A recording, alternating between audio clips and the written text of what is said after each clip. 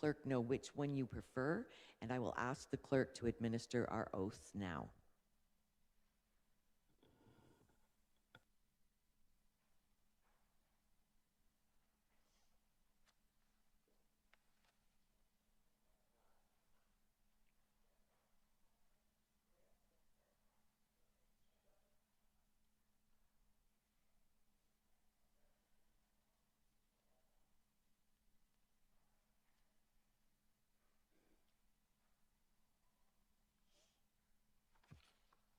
I, Willie Van Houten, do solemnly swear that I will be loyal to Canada and that I will uphold the Constitution of Canada and that I will, to the best of my ability, discharge my duties as a member of the Norfolk County Police Services Board faithfully, impartially, and according to the Police Services Act, any other act, and any regulation, rule, or bylaw.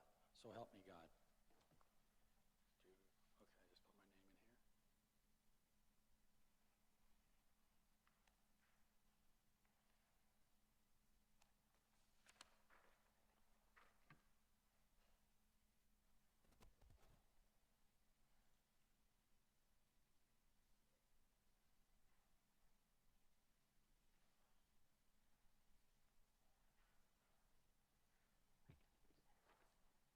So do we have to do this? Or? No. We're good? Yep. I, George Santos, do solemnly swear that I will be loyal to His Majesty the King and to Canada, and to that I will uphold the Constitution of Canada, and that I will, to the best of my ability, discharge my duties as a member of the Norfolk County Police Services Board faithfully, impartially, and according to the Police Services Act and any other act, and any regulation, rule, or bylaw. So help me God.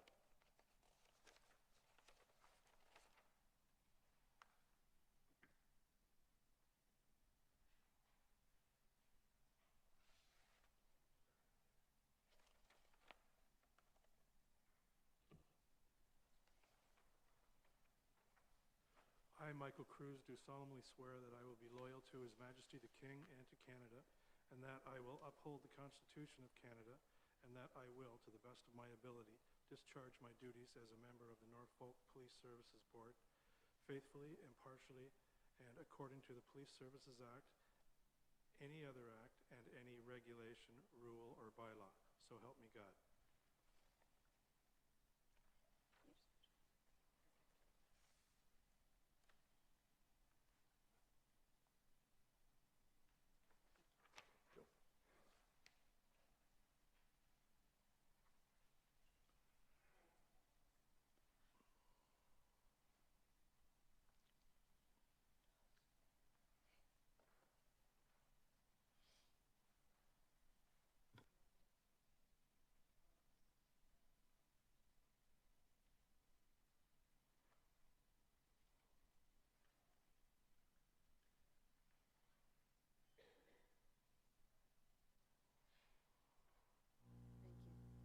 I, Linda Van Andrieschi, do solemnly swear that I will be loyal to Canada and that I will uphold the Constitution of Canada and that I will, to the best of my ability, discharge my duties as a member of the Norfolk County Police Services Board faithfully, impartially, and according to the Police Services Act, any other act, and any regulation, rule, or bylaw.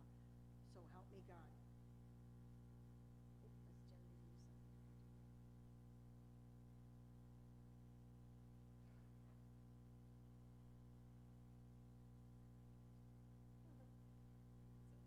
didn't fit. Thank you.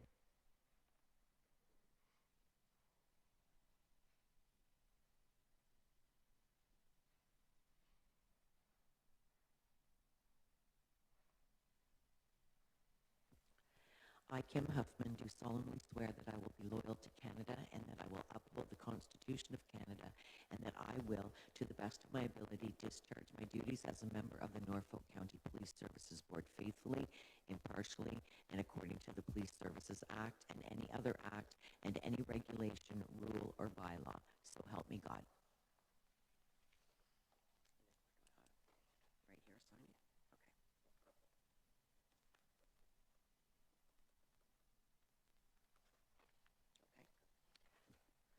All right, thank you. We needed to get that done and update it. So approval of the agenda, changes to the agenda. Can I have a motion to approve the agenda, or are there any changes that you want to add at this time? Member Santos? Madam Chair, if I may, I noticed on the agenda it says Staff Sergeant McNorgan. It should be Acting Inspector, I believe it is, interim. So we That want- change. Please, thank you. Okay. Any other changes? No? Okay. Can I have a motion to approve the agenda? Member Cruz, seconder. Member Santos. All in favor? That motion is carried. Are there any declarations of pecuniary interest? Seeing none, we'll move on to the next item. Item number 4 is confirmation of the minutes from the previous meeting. That was on April 26, 2023. Were there any concerns or additions or anything to the agenda, to the minutes? Seeing none, may I have a motion to approve the minutes? Member Santos, seconder. Member Vanden Rishi. All in favor? That is carried. First, we're going to start with a presentation. And again, my apologies, Amy, for the mix-up in the start time. I'm sure you had much more valuable things to do than sitting in the chambers, so my apologies. So I'd like to welcome Amy Bernardo, Coordinator of Crime Stoppers, to speak to us. I just wanted to remind you that you've got a 10-minute limit, and we will be listening intently to what you have to say. Thank you.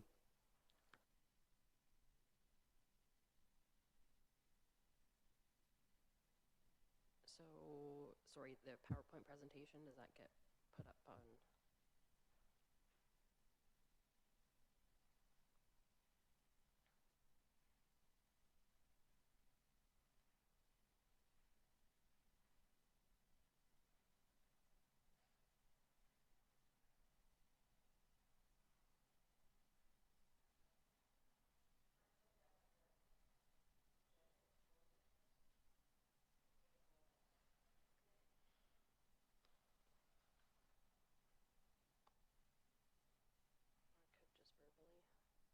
Today feels like a Monday. Okay,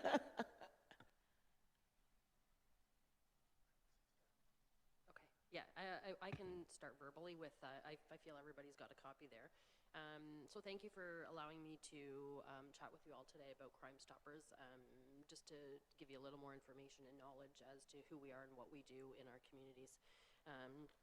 So who we are a board of volunteer board of directors, and our basis obviously is tips, and they are anonymous, confidential, which leads to cash rewards.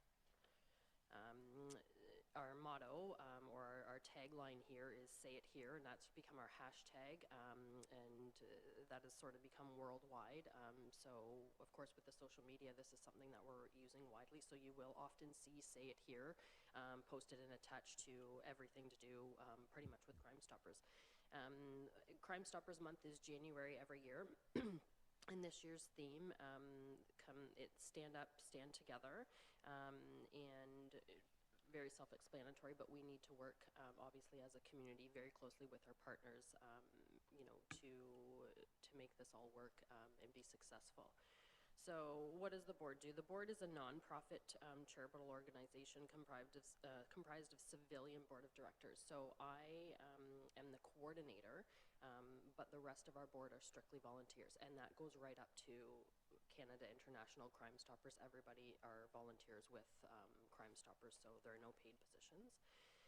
3 main points to Crime Stoppers and to how and why we are successful, and that's the community, the media, and the police. So without these 3 pieces, we couldn't function. Sorry, she's getting there. In the next slide. So, for example, the media, Crimes of the Week are put out. I have a very close working relationship with our local media, and anytime something needs to be broadcasted, we air these Crimes of the Week. We also have a partnership with CHCH News, so we attend CH News once a month, and whether it's just a public service announcement or an unsolved crime, we feature that.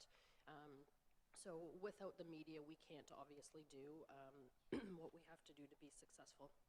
And that goes with the police as well and the community involvement. So we need everybody on the same page. The next couple of slides are just basically things that we do partake in, some initiatives we have. So lock it or lose it, obviously for theft. Spotlight on human trafficking, obviously a very prominent, huge issue right now going on. And, you know, you'll see in the logo there, that's right up to the Canadian Crime Stoppers this comes from, like it's worldwide. Human trafficking is really happening, and yes, it is happening in Haldimand and Norfolk counties. It's not just a big city problem, it is happening here. Child labor, again, same sort of thing. So, you know, you're going and buying these handbags and, you know, fancy handbags, but a lot of these things are happening where it is child labor. That is why these things are occurring. So why do we exist and how did we start? So way back 1976 in Albuquerque, New Mexico, Michael Carmen, he was a young student gas station attendant, and he was murdered while working a night shift. They robbed him for $43 cash and 4 cartons of cigarettes. So he was shot fatally by 2 armed suspects. So of course this crime occurs and the investigation has to begin. So Greg McAleese, who is a Canadian-born detective, was called in to investigate this. And of course they were kind of stumped. No witnesses, nobody would come forward. They were getting nowhere with this, but he knew that somebody had seen something. So after months of investigating with no leads, he brainstormed and approached a local local television station, and they created a reenactment of this crime. So and hoping that the public would recognize or know something, see something. So they offered with this a $1,000 reward, and you needed to remain anonymous. So they established a tip line. So the show obviously aired and was called Crime Stoppers. And that's how it all began. So within 24 hours of Crime Stoppers airing, they received information and the case was solved. And that's how Crime Stoppers started. So that was way back in 1976. We are in our 35th year of Haldimand, just here, Haldimand and Norfolk, so I'm very proud of that. So how does Crime Stoppers work in a nutshell? Information is, a crime is committed and you want to submit or give this information. So you can call the 1-800 toll-free tip line, and that's 24 hours a day, 365 days a year, or you can submit a tip online at helpsolvecrime.com. The information that we receive is taken in strict confidence, and you'll never give your name. Now, that isn't an option to be anonymous. You must remain anonymous. So if we do find out your name or you give your name, or you are no longer allowed or qualified to partake in the program. It's not an option. You must remain anonymous. So that is to protect, obviously, the identity of that tipster, and that is a huge whole basis, really, of Crime Stoppers, is to protect that information, right, the anonymity. So once the information is given in, you're given a code number, which you have to keep in strict confidence. You cannot tell anybody that you have called Crime Stoppers. You can't share this code. Once that information is received, it's forwarded on to investigators. That could be the police. We have partners also. That could be Ministry of Natural Resources, Ministry of Finance, Ministry of Environment. We have a lot of different partners where this information can go. That information is forwarded to investigators. Investigators will get back to us, and whether that information was successful and led to a charge or an arrest, then the tipster would be paid out. But the tipster's responsibility to call back in or to check back in, because we don't know who they are to relay this information, so it is the tipster's responsibility. Once the information is received, or the payout is approved, the board will approve this payout. There are set locations within the counties that you can pick up this payout. And again, everything's done anonymously. We don't know who you are. We can't know who you are, right? I spoke about anonymity. Anonymity is guaranteed. And we have Supreme Court R versus Liepert ruling against that. So your anonymity is 100% guaranteed. You can just follow along and read there the Supreme Court decision. So our board, their responsibilities are to review tip reward recommendations and approve these rewards. So I present these dispositions to the board on a monthly basis. The board approves yay or nay. The board will up the limit, or up the amount or down the amount, whatever they feel is according to that specific tip. The board organizes and participates in fundraising events and activities. They promote the Crime Stoppers program. They also support the student Crime Stoppers programs in our local high schools and control and administer the annual budget. The next slide there is just about board members. Obviously, we are always in need of board members, looking for help, action-oriented, community-minded, dedicated members to join our board.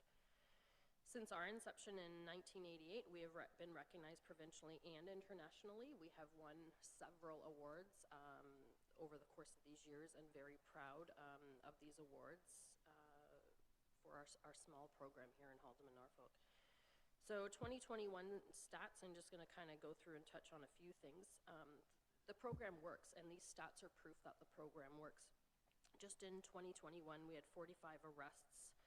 We approved over $9,600 in rewards, 14 weapons recovered, over $89,000 in drug seized. That was 2021. Since our inception, 157 weapons totally recovered, over 6,600 charges laid. The list goes on, and this is just our small program here in Haldeman and Norfolk. We have a fentanyl initiative going on right now, which runs from May the 1st to June the 30th. The board offers flat out $1,000 reward for the arrest of a fentanyl trafficker or a significant seizure of fentanyl. These things are happening here. These stats just show it works. We are doing our part. This works. And, it works.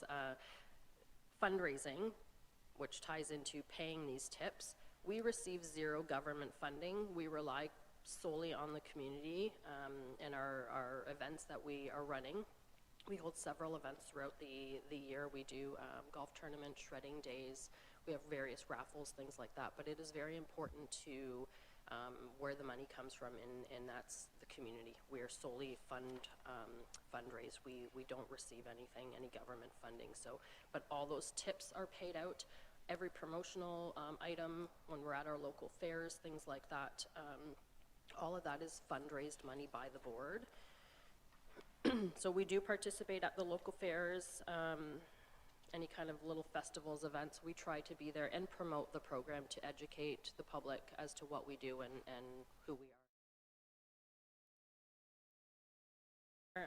But to report, you must report through the tip line or the website. You cannot call the admin phone to report. So of course the 1-800-222-TIPS, and again that's 24/7. Somebody can answer your call there, or you can visit our website at helpsolvecrime.com. Just a kind of a funny little worst prison tattoo ever there. You can have a look, and then follow us on our social media. So we are active on these social media platforms. And that's it. Does anybody have any questions? And I thank you very much for the opportunity. So.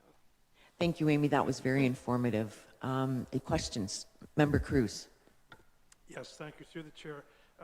You mentioned that when you have the board meetings, the board members sit down with yourself and you review the tips, and some are approved for payment, some are not approved.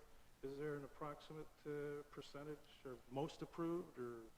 I would say they're all approved. Every one is approved. The difference usually happens. So I, as the coordinator, will present this disposition with a payment attached to it, and there's a calculator, a specific calculator. Now this calculator is used across the board, across Canada. So I will suggest an amount, but then it's up to the board whether they think, we think this deserves a little more, or maybe we should decrease that amount. But every reward is approved. And then it's the tipster's responsibility, right, to contact back and say, was my information successful or not? So they are all approved. Okay, thank you. Member Santos. Thank you, Madam Chair. Through you, so Mrs. Bernardo, I'm looking at the stats for the month of May, and I see here it says 164 calls or tips were received, not including updated calls. And you say here approximately 70 a month. And so what's the staff? Is it yourself or is it a number of individuals? The staff in the office here for Haldeman Norfolk is myself. I am the coordinator, the sole coordinator. I do take and manage all the tips. On the off that I'm not in the office like right now, the lines are forwarded to an answering service, which again is an approved answering service specifically to Crime Stoppers. So on the chance that I'm not in the office, I will forward these lines, as well as after 4 p.m. until 8 in the morning, and then on weekends when I'm not in the office, the lines are forwarded to this answering service. But in our office, it is myself in the office taking the tips and information. Yes, go ahead, Member Santos. And a following question, Madam Chair, to Mrs. Bernardo. I noticed that last month at Holy Trinity, Crime Stoppers had a table and you had 2 youth. And I believe those 2 youth are now members of Crime Stoppers. How did you somehow get these 2 young ladies to be volunteers? In today's day and age, it's hard to find volunteers. You're absolutely right, and that's a very valid question. So we are looking for board members of all ages, and how those 2, they actually saw us at a local event, and you know, came up and started talking, and it was just this educating piece and explaining what the board does, when the board meets, and what we're about. And these 2 young ladies, yes, have just recently joined our board. So it is. It's difficult, like every board, to get younger members. I mean, you see that in all boards. I really just believe it's just educating and having conversations with people, speaking to people like I am here doing today, right? To educate and explain what we do and who we are. Very successful program, and yeah, so we are very fortunate and blessed to have received these 2 younger members. So. And then my last question, Madam Chair, to Mrs. Bernardo. I noticed that of all the high schools we have in Haldeman, Norfolk, there seems to be one that Crime Stoppers seems to always connect with, and I've read through the stats here, is Hagersville. So my question to Crime Stoppers, basically, Mrs. Bernardo, is, as we're all aware, the board's very well aware that our public board is not in favor of having police officers go into the schools, and I give them an F for that.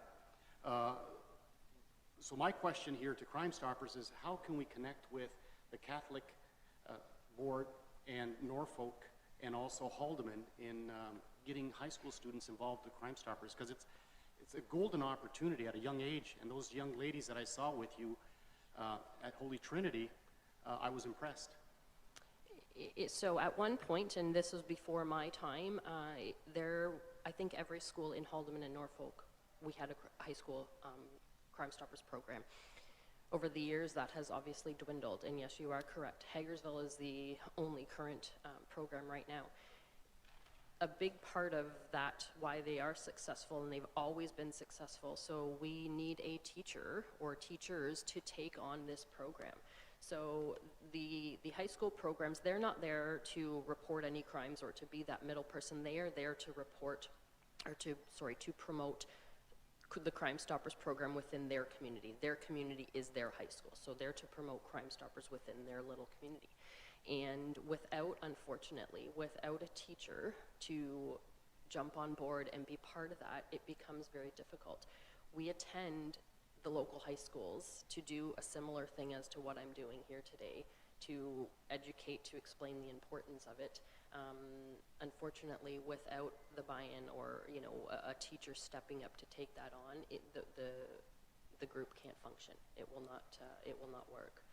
So we are doing our best. I am still trying to get this up and running, to get more high school students involved, because I do feel it is very important.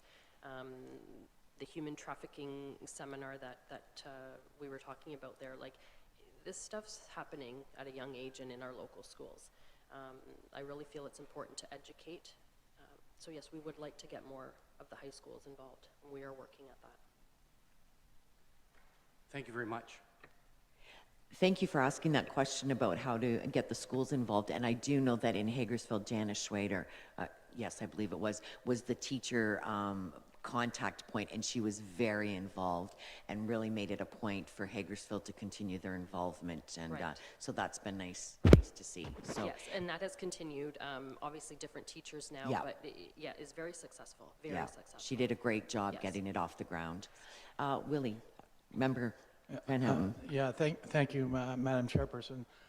Just an excellent presentation. I guess when you say it's anonymous, it certainly is in every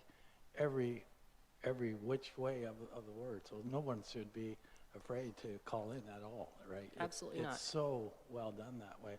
Just a quick question on, you said you're looking for board members. I'm not sure, how big is the board and how many members do you have? So right now, I believe we are currently sitting at 8 members. So we are looking for more. Don't quote me on this number. I don't know if it's 16 that the bylaws allow. I can't remember exactly, but we're pretty low right now but I believe our number is currently 8, possibly one more joining us tomorrow. So we'll see. But yes, we are always looking for board members, and the board meets once a month for a meeting. But clearly it doesn't stop there, right? It's fundraising, it's organizing, it's constant, but physically they meet once a month. Member Van and Rishi. Thank you, Madam Chair, and through you. Excellent presentation. I think we should all be committed to this. Is there a way, when you said you're continuously trying to get into the schools, and I think it's an excellent idea. I too believe that that there should be more people being involved in the schools. But how would you suggest getting into them? Like, what are your thoughts, or how are you going to address that? I mean, typically what we have done in the past, since my time with Crime Stoppers, it has been myself and the chair, and we literally just call the schools and request to have a meeting. We typically meet with either the principal or the vice principal. We sit and have a conversation about, look at this is what we are, who we are, and what we do. We would like this to be active within the school, and we myself as a coordinator and the board, we will do everything we can to assist them in promoting this. Right, we have promotional items that we can give. Sometimes the schools do little incentives. Hagersville, for example, for years has done the breakfast, right? So they raise funds within their own school. I think Hagersville used some of the funds to put lights out in their parking lot, like great big lights to illuminate their parking lot, things like that. So the board is there to support. We also offer we offer bursaries. This year we just did 2 of them. So we will offer a $1,000 bursary scholarship to a graduating student who has been involved in the Crime Stoppers program. So, I mean, in the past, typically, it's been Hagersville, right, that receives this bursary because they have the active program. So the board is very much willing and wanting to support and help promote this. But we go in and have a conversation. I'm not sure at this point what else we can do, because we certainly cannot be in the schools organizing and promoting this, right? But we do need a teacher or a staff to take that role on and organize this group. I think it has great merit. If there's anything as a counselor can do, I'm certainly would be more than willing to speak when I have the occasion to speak to teachers or principals or vice principals to encourage this to happen. Because it's a great program, and I think it's wonderful. So thank you very much. Thank you.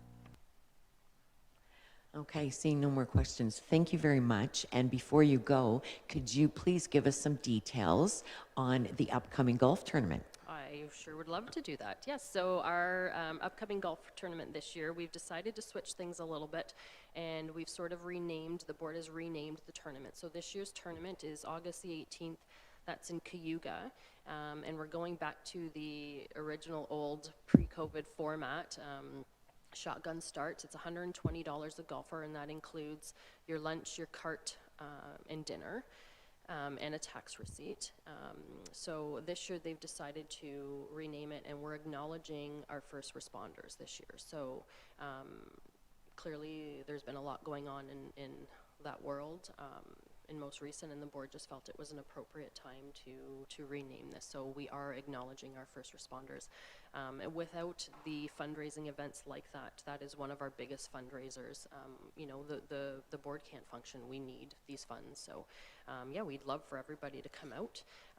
Just another one, we're also participating in the Community Day at the Greens of Renton on July the 11th. So if you go and golf at the Greens, a portion is donated to us as Crime Stoppers. So we will be out there. That's July the 11th. And then just you contact the Greens to register for that. So. But yeah, the golf tournament's a lot of fun. Everybody comes out and pretty relaxed and has a good time, and so yeah. Thank you very much. And Member Cruz and I attended the Crime Stoppers luncheon a few weeks ago, and it was very nice to see the participation from the community and some of the special awards that went out to the volunteers. I know that Jack was very surprised with his special award, so that was nice to see because I know how much he does for his community of Hagersville and the expanding regions. So thank you very much. Again, my apologies for the mix-up on the time. I know your time is very valuable. So hopefully anyone who's listening at home or any of the members of the media who are listening, you can pump out that information for to the local schools and to the general public for participation in the July 11th Community Golf Tournament at the Greens of Renton and the August Golf Tournament for Crime Stoppers. So thank you very much. Perfect. Thank you all for your time. Thank you. Thanks.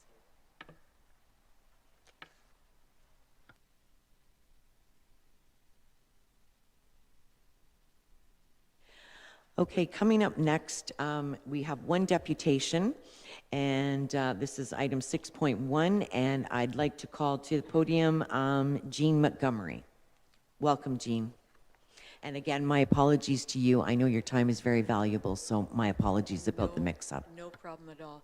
Thank you, Chair Huffman, and honored members of the Police Services Board for this opportunity to speak. If I could, I would like to congratulate Amy and say what a wonderful job they have done with Crime Stoppers.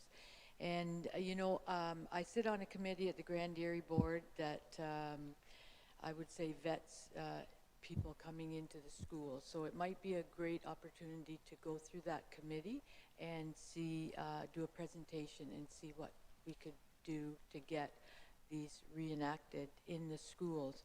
We need to be there. That's where we need to be. So anyways, today I come to speak regarding the status of the Community Policing Committee as we are to report to the Police Services Board and further to Norfolk Council.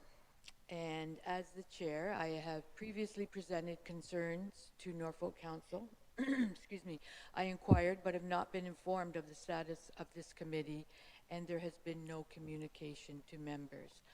I feel that I'm in the dark and I don't know, and the members of this community made the effort to apply and be part of this committee, and I think they deserve to know what has happened, what the future is.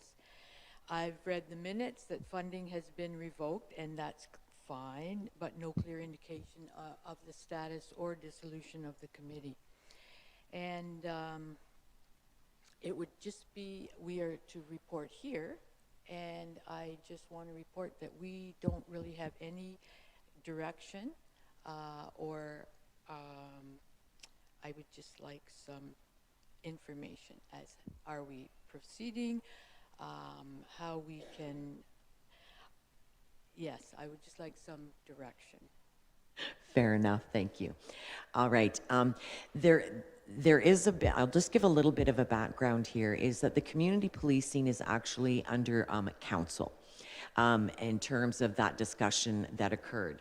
Now, Genevieve, do you have that information from that last, Tracy was going to provide the information that Teresa had regarding the update from council about what they were doing with community policing? Do you have that available? I can look that up and bring that up. Okay, if you could do so, that I've got a few more things to say. Perfect.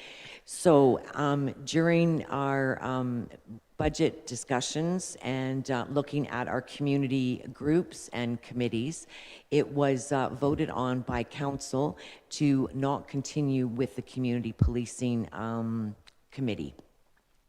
My understanding was, and that you really should have received some kind of something from the county. So that is not acceptable in any way, shape, or form, and my apologies to Eugene. I know that you and I have had correspondence, but I didn't realize that there had been no official correspondence from Norfolk County to you as the chair of the committee. So I will certainly address that with our staff. And my apologies again for that. So at this point in time, I'll just wait for Genevieve to. I'll go to members and see if you have any comments or questions while I'm waiting for this information to be pulled up, so I can just verbatim report what council had decided. Member Santos. Thank you, Madam Chair. Through you to Mrs. Montgomery. Thank you very much, Mrs. Montgomery, for attending this morning and enlightening us. I just want to make something very clear. I believe this is the third time you've come to the Police Services Board. I'm definitely not too impressed of how things have come about. In a world of change, I mean, if we look at our cousins in the States, we've got defund policing. We've got officers being shot throughout Canada. And we have a community individual that represents the community who wants to become involved and bridge a gap, community and policing. And I think we, as a Police Services Board, owe it to Mrs. Montgomery before she leaves. We put a motion to council, Norfolk Council, to put a priority on this. And we keep putting it off, and we keep putting it back to council. But I think as a Police Services Board, it's imperative. I'm a product of community policing. The Haldeman Norfolk Regional Police had an advisory committee. Then I was also involved with the OPP and their community policing, and it's a vital component. I will refer to this analogy. It's a major artery to the police. And if we don't know what's happening locally, and they're not connected with the police, how are the police going to know other than through Crime Stoppers? And these are volunteers. Fine, we don't have any money, but if I remember correctly, Mrs. Montgomery, the community policing used to be around a table, coffee and donuts, officers, notes were taken, and action was basically done. Here, we don't need, and it's not to say that we don't need the minutes and we don't need policy. There has to be, there's no doubt. But we can definitely bring that level of meetings instead of having them, every month, possibly once every 4 months. But that's just something. But the one question I want to ask Mrs. Montgomery is, so you're telling me for the last several months you've had no correspondence whatsoever from Norfolk Council? Through the chair, that's correct. And through the chair, I know that there's been a lot of changes, and it's not about me being informed, but I feel I had a responsibility to the members of the committee who I have still been in contact with. And it's just that I wanted to come here today to say that I think the community needs to be involved in public safety. I really regard the Crime Stoppers program as wonderful, but you know what? That's a reaction to a crime that has been committed. We need to be proactive with the community and the service providers working together to know what's happening. I just think it's imperative, and the community wants to be involved. They want to be part of the solution and not just part of the Crime Stoppers when a crime has been committed. We have so much going on out in our community, and our regarded police force here, they do so much. But can't we work together? There's so much going on the streets, and a lot of times the decision makers don't know about that, and people who see these people every day know what's going on. They can help, but we aren't given the opportunity. And I just think there's different ways. I was disappointed that the committee was not approached to say, what do you think? Do we need this? What's your input? It was just, we don't need it. I think we do need it. It doesn't have to be in the same format that it has been. There could be quarterly meetings at no cost to the county. There could be forums in each community where information sessions are provided. People generally don't know what's going on. As Amy said, who thinks that there's human trafficking in Norfolk? The majority of people would say no, it happens in the city. It's happening here. It's happening to our students. And if we don't provide that information, how can the service providers do their job? So we need to go to, every community is different. In the Southwest, they're going to have lots of different challenges than we do here in Simcoe, but we need the community input. We need to liaise with all the other groups, and we need community collaboration. We can't just rely on the paid services. We are a community here in Norfolk. We are benefactors. We have benefited so much from the community involvement in, just like the Crime Stoppers, in funding, in so much. And it's just disappointing that this opportunity has been taken away. And as Mr. Santos, I have been involved in Waterford Community Policing years ago, and we had some really great opportunities to serve the community through bike rodeos for the kids, for vests for offshore workers. These kind of things aren't going to happen without the community coming together. I just want to add a couple things in terms of context so that members have a good understanding.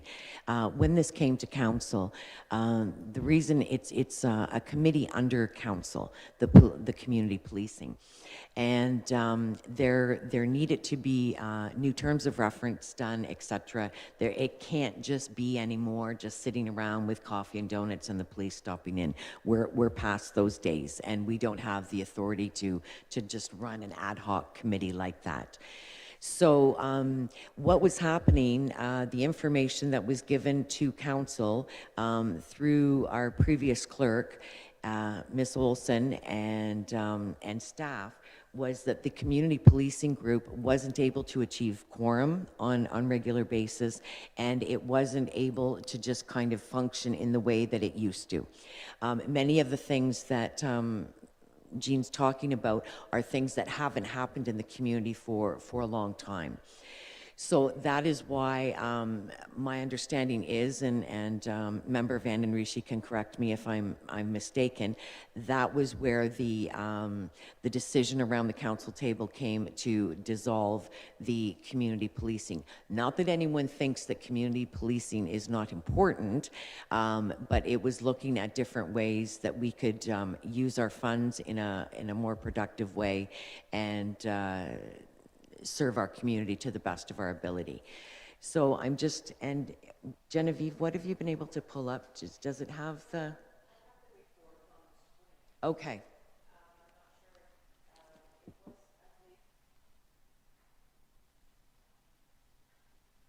Through you, Chair, I believe Tracy emailed it out, the link out to members prior to the meeting. Okay, But did it is everybody up get on- that? No. Yeah. Another No, Madam glitch. Chair, I didn't receive it, no. Okay, I didn't receive it either, so that was something that I had requested when I knew that Jean was coming to do a deputation. I wanted everyone to have a fulsome understanding of the history of where the decision came from. So, unfortunately, my apologies to the members. There's been several glitches here today, and I hope that we can get these all straightened out by our next meeting, which would be in September. So it's very difficult to have fulsome discussion and make these decisions without all of the necessary information. So, Member Van den Riche, do you have a comment?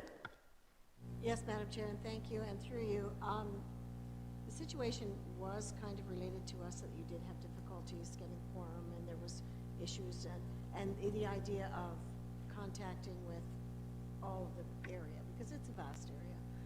And but it is unfortunate that you were not addressed directly of the situation and the result of the situation. So I apologize for that on council. I'm sure that administration will probably hear about it. But at the end of the day, what are your thoughts? Why do you feel then you come back, and of course you weren't notified, so there's a reason in and of itself. But do you feel that since you weren't able to get quorum and since meetings weren't able, what were your thoughts of how you were going to address that if you thought you were going to move forward? Through the chair.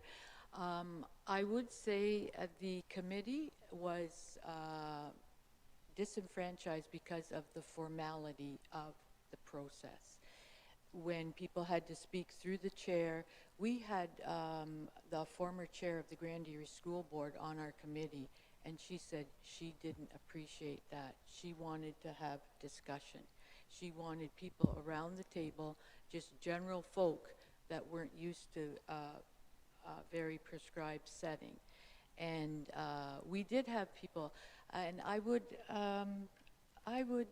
question the fact that we couldn't have quorum. Dates were changed, you know, all that type of thing. We know how that goes, right? And people didn't feel that they had an opportunity for input also. And so, you know, they didn't feel that welcome. So, and you know what, that's in the past, it's done.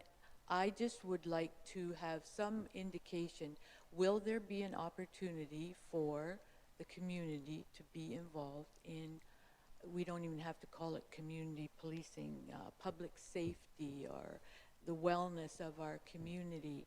I just really feel that we need that. And I have some ideas, the group had some ideas.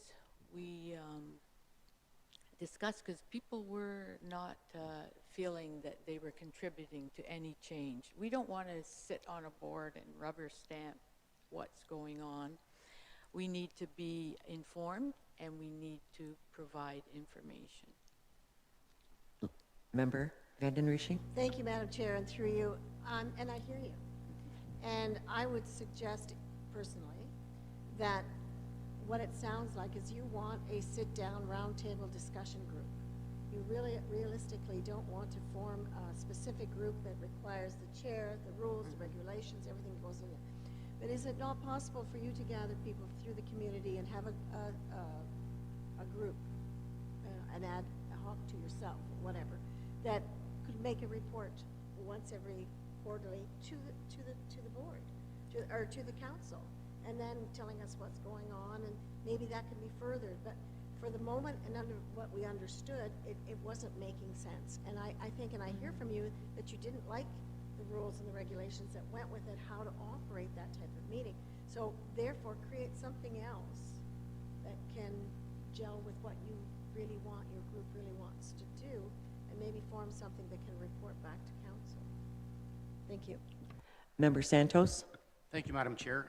To Mrs. Montgomery, through you, I don't think we have to reinvent the wheel. Community policing is community policing. It's pretty straightforward. We're blessed because this young lady is asking us for help. We're probably the only police services board in Canada that has someone that's coming, that is willing and wanting. And I think we should be open arms and basically, as a police service board, say to our council, you know what, let's put this on a priority. I think it's a priority. Again, look what's going on around the world in policing. So would you like to make a motion? So, if I may, Madam Chair, I would definitely like to make a motion that we, the Norfolk County Police Services Board, ask Council, Norfolk Council, to put forth a recommendation to have an advisory committee from our county of Norfolk with all the wards, I believe we have 7 wards, to possibly sit down with these previous members or new members and the OPP and come up with a plan. There's an ask. And in today's day and age, I mean, we've got school boards. Let me finish with the Let's the go motion. with the motion. Let's Yeah. stick to So- the motion, yeah. please. So that would be the motion that I put forth to our members here.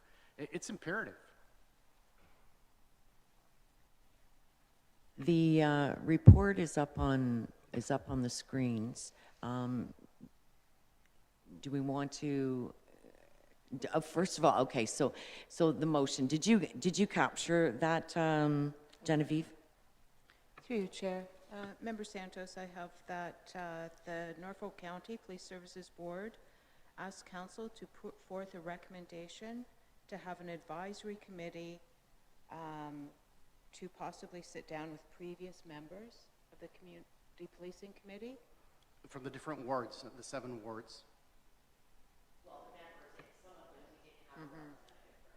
So it would just be the previous members, yeah. And come to a solution. I'm not sure what the rest of your wording you'd like to have there. Through you, Madam Chair, something along those lines. We don't have to make it difficult, just something about we all come together and hopefully help this young lady. I mean, the wording, I just ended at that.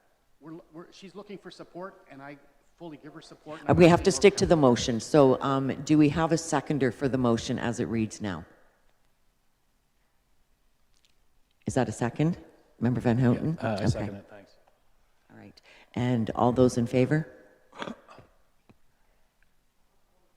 Yeah, okay, sorry, and sorry, I jumped the gun on that, my apologies. And can we have some discussion on the motion? Oh, okay. Go ahead. Thank you very much. And through you, Madam Chair. I like the idea. I think it should be a proposal that you're going back to requesting council that some sort of investigation be done and research with you to see what can be done to provide some sort of community policing organization. And because you might be an ad hoc, or there are other terms that can be used for an organizational group that comes to work to council to make a report and action.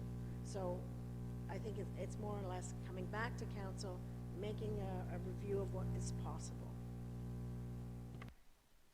I agree. I think it needs to come back to council and looking at ways. The previous way was not working, hence the information that was received and given to council. They made the best decision that they could based on the information that we had. Unfortunately, it was we haven't had an opportunity to revisit the issue. I do know that it's been outstanding. So I think going back to council with, like you said, we don't need to reinvent the wheel. We've got a wheel. We just need to make a few adjustments here.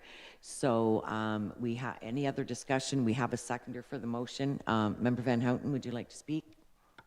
Yes, thank you, Madam Chairperson. Just to make one comment. I am 100% with my colleague in this regards. I mean, we had some dynamite people, and Mrs. Montgomery and others who want to help, and they've been like eyes and ears for us, you know that. And I know it's been difficult the last while. Even the pandemic did that. Like, it was different when you had to go virtually. You know, we even troubled. It wasn't. We didn't have the camaraderie that we could normally have. And when you're involved in those things, it's got to be fun too, right? You got to want to enjoy it, and so it was difficult, and it was for all committees throughout the province and boards. It was a lot more difficult. So that's part of what I believe happened here. But when you got great people like that want to give a hand, I'm all for it always, and it can only benefit. There's no other way around it. So that's one point. The second point maybe is more of a point of clarification on my part. If I recall properly, and I see it on the recommendations as well, that we left an $8,000 in the budget for this. Did we not? If you read, we'll be having that discussion. Huh? We'll be having that discussion. I think later on in the agenda we've got some information to discuss. Okay. Thank you. So I'm all for the motion. Member Santos? Last point, Madam Chair, if I may, to Mrs. Montgomery, and I think it's important here that this be put on a priority, that we're not looking at this in October or November for a response. I would hope that through the deputy clerk or through the clerk's office, that there's transparency and communication with the Police Services Board so that we're on side. I had no idea. I heard some rumblings of what was happening in the community, but this is new to me, and I think it's only fair because we are an oversight body of the OPP. So if we have a community person coming in with prevention and wanting to problem solve, it's just making the OPP's job much easier, and it works together as a community. So the point here is, to Norfolk Council, Madam Chair and Vice Chair, is that we don't wait 6 months for... No, it won't be 6 months. It won't be 6 months. Okay, thank you.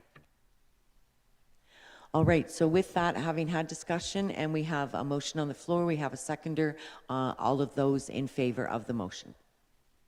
And that is carried. So thank you, Jean. Thank you for your persistence. I is greatly appreciate it. Young lady. That's what I'm going to call you from now on. You young lady, you. So anyways, thank you so much, Jean, and thank you for everything that you do for our community.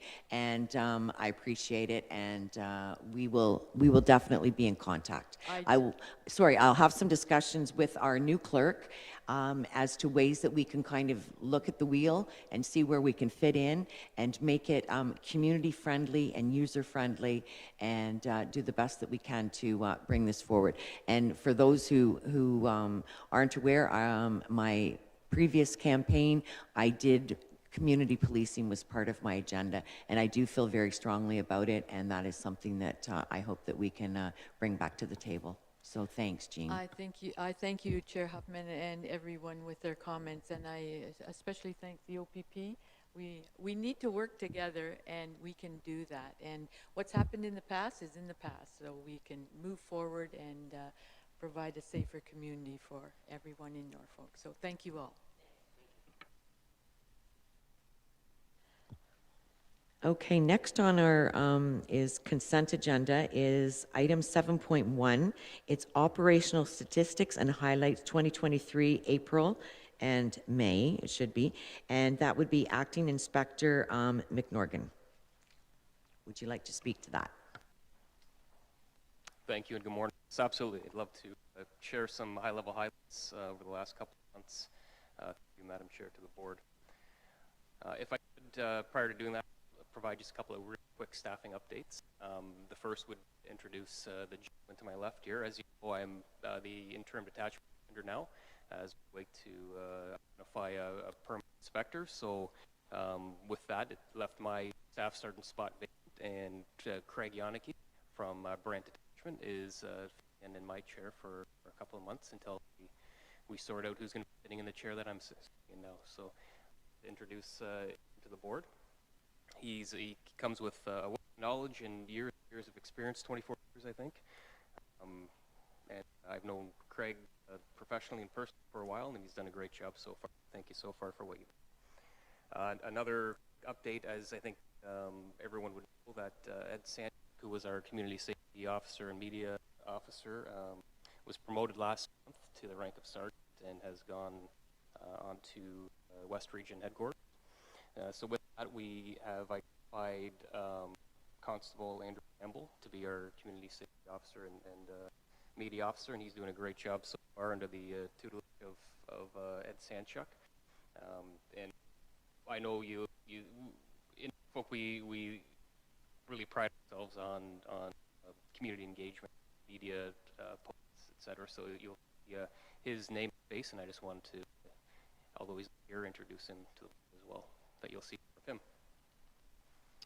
So thank you, and with I'll just jump right into some stats here. I'll go to May. I'll do a overview, and of course, if you have any questions from April or May, please let me know. And I'll jump right to some of the noteworthy occurrences that we like to highlight. We have many of them. There's just a couple that the command team here wanted to highlight, just because of the impact it's having not just in Norfolk, but you know, across many communities in Ontario. And see the first one being multiple acts of mischief that are related propaganda in the Langton area. So I am happy to say that we take those extremely seriously, and we're able to identify the youth that were responsible for that and charges accordingly. And so I highlight them just because of the attention, not that we see here in Norfolk, but of course across the province with, I would say, the increase of hate-related propaganda recently. So I felt it was important to highlight that one. Next, we highlight a search warrant that was executed by our Community Street Crime Unit, which we like to do. They do great work, continue to do that, and they're very busy. So during May, the CSCU were involved in 55 occurrences, and that included the execution of 5 warrants. And you'll see as a result, there were 9 drug-related charges, 65 criminal code charges made, seizures excess of $600, as well as property seized of $120,000. So that we like to highlight as important because we are retrieving property that was stolen from someone else, and we work toward identifying owners and returning that property to them. I'll jump down to traffic and marine. For the month of May, our claims totaled 87. 78 of them were property damage. 8 included varying degrees of personal injury, and had 1 fatal.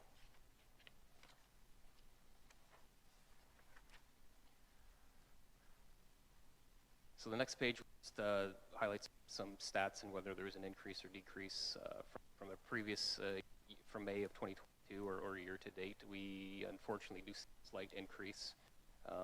Sometimes for rhyme or reason, it could just be more vehicles on the road. However, we're live to that, and that we adjust accordingly with our traffic initiatives. Down to impaired related events, which I like to highlight as well. So for the month of May, we had 12 impaired occurrences, 15 occurrences where we dealt with suspected drivers, and conducted 50 ride events, which of course are very important as well, and we make sure we use data analytics to determine the best spot for us to set up our rides, time of day, day of the week, etc., that kind of stuff. Down to community service media. As you see, we for the month of May, we had 60 media releases. We are very busy in Norfolk with various types of media releases, information sharing, advising public of whether it be different scams or upcoming traffic initiatives, et cetera, stuff like that.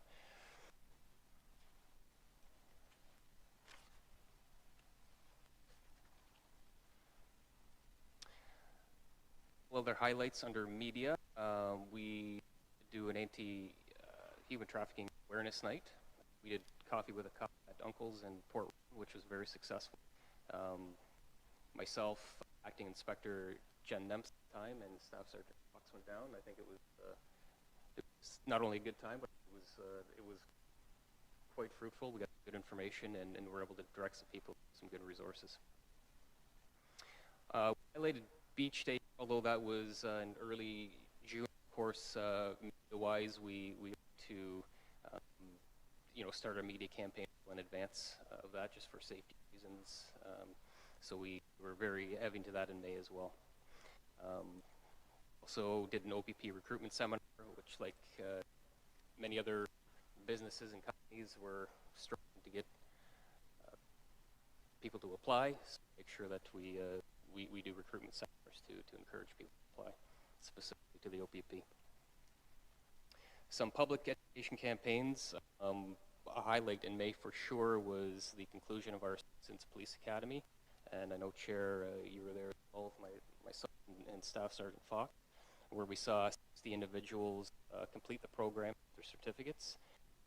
And I'm sure you can speak to it as well. We were extremely proud of their accomplishment, and I am as well. I couldn't believe the amount of information that they were given and things that they learned. So from that as well, when I speak to the recruitment seminar we did, it was actually a really good, it turned out to be a really good recruitment project as well.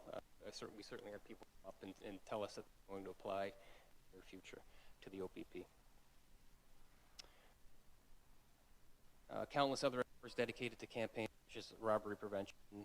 We did an outreach with local credit unions. I'm not sure if anyone saw in the news, credit unions across the southwestern Ontario anyway, and it could have extended more southwestern Ontario. We saw credit unions who were subject of robberies, violent robberies. So proactively we decided to reach our credit unions just to offer some safety planning.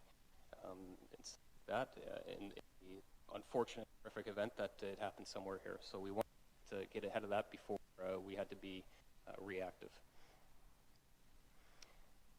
Also in May, we held the Special Olympics torch run, and I want to give a big thank you to Constables Jeremy Rent and Mara Wilson, who coordinated all that and did a fantastic job. And I know Staff Fox was there for the top of that, and you ran? No? Yeah. It was a fast walk, but it was good to be there and a great turnout for sure. We continue with our fraud presentations, anti-human trafficking nights, coffee with a cop. May was busy, and we expect the upcoming months to be the same.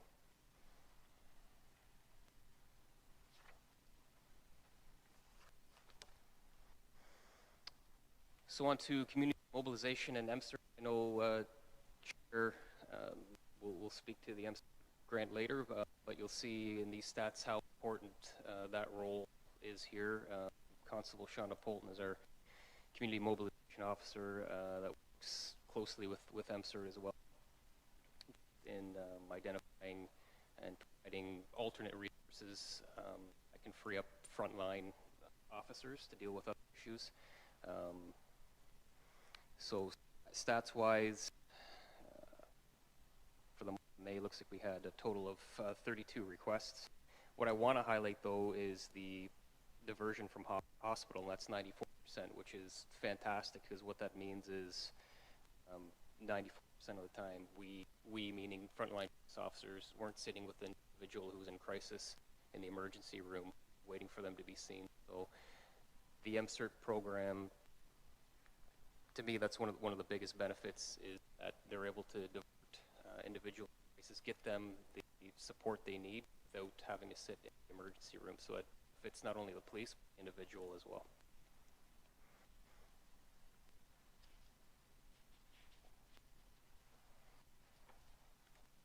So I'll touch on that grant later when it comes up then, if that's okay with you, Madam Chair.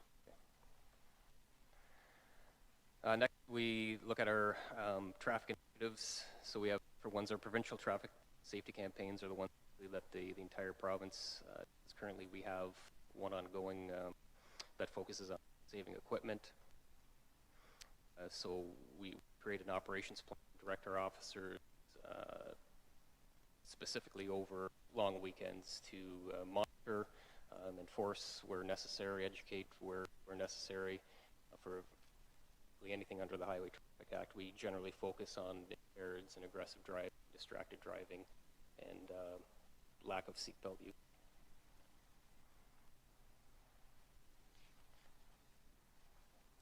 The next page is more specific to Norfolk. It's what we call focus patrols, speed campaigns. So those are ones that the command team identify, whether it's a speeding issue or a trespass issue. If we have ongoing concern, we'll what we call just a focus patrol. We focus our resources in a certain area, again, at a certain time. We're using data and analytics for that to drive. So you see we have quite a few on the go. And the ones I highlight here that will carry on for the summer are Highway 59, Turkey Point Road, Shutton Blue Line. Those are going to be our main, those generally are our main areas of concern in the summer months. And so we, again, proactively monitor those ways for offenses.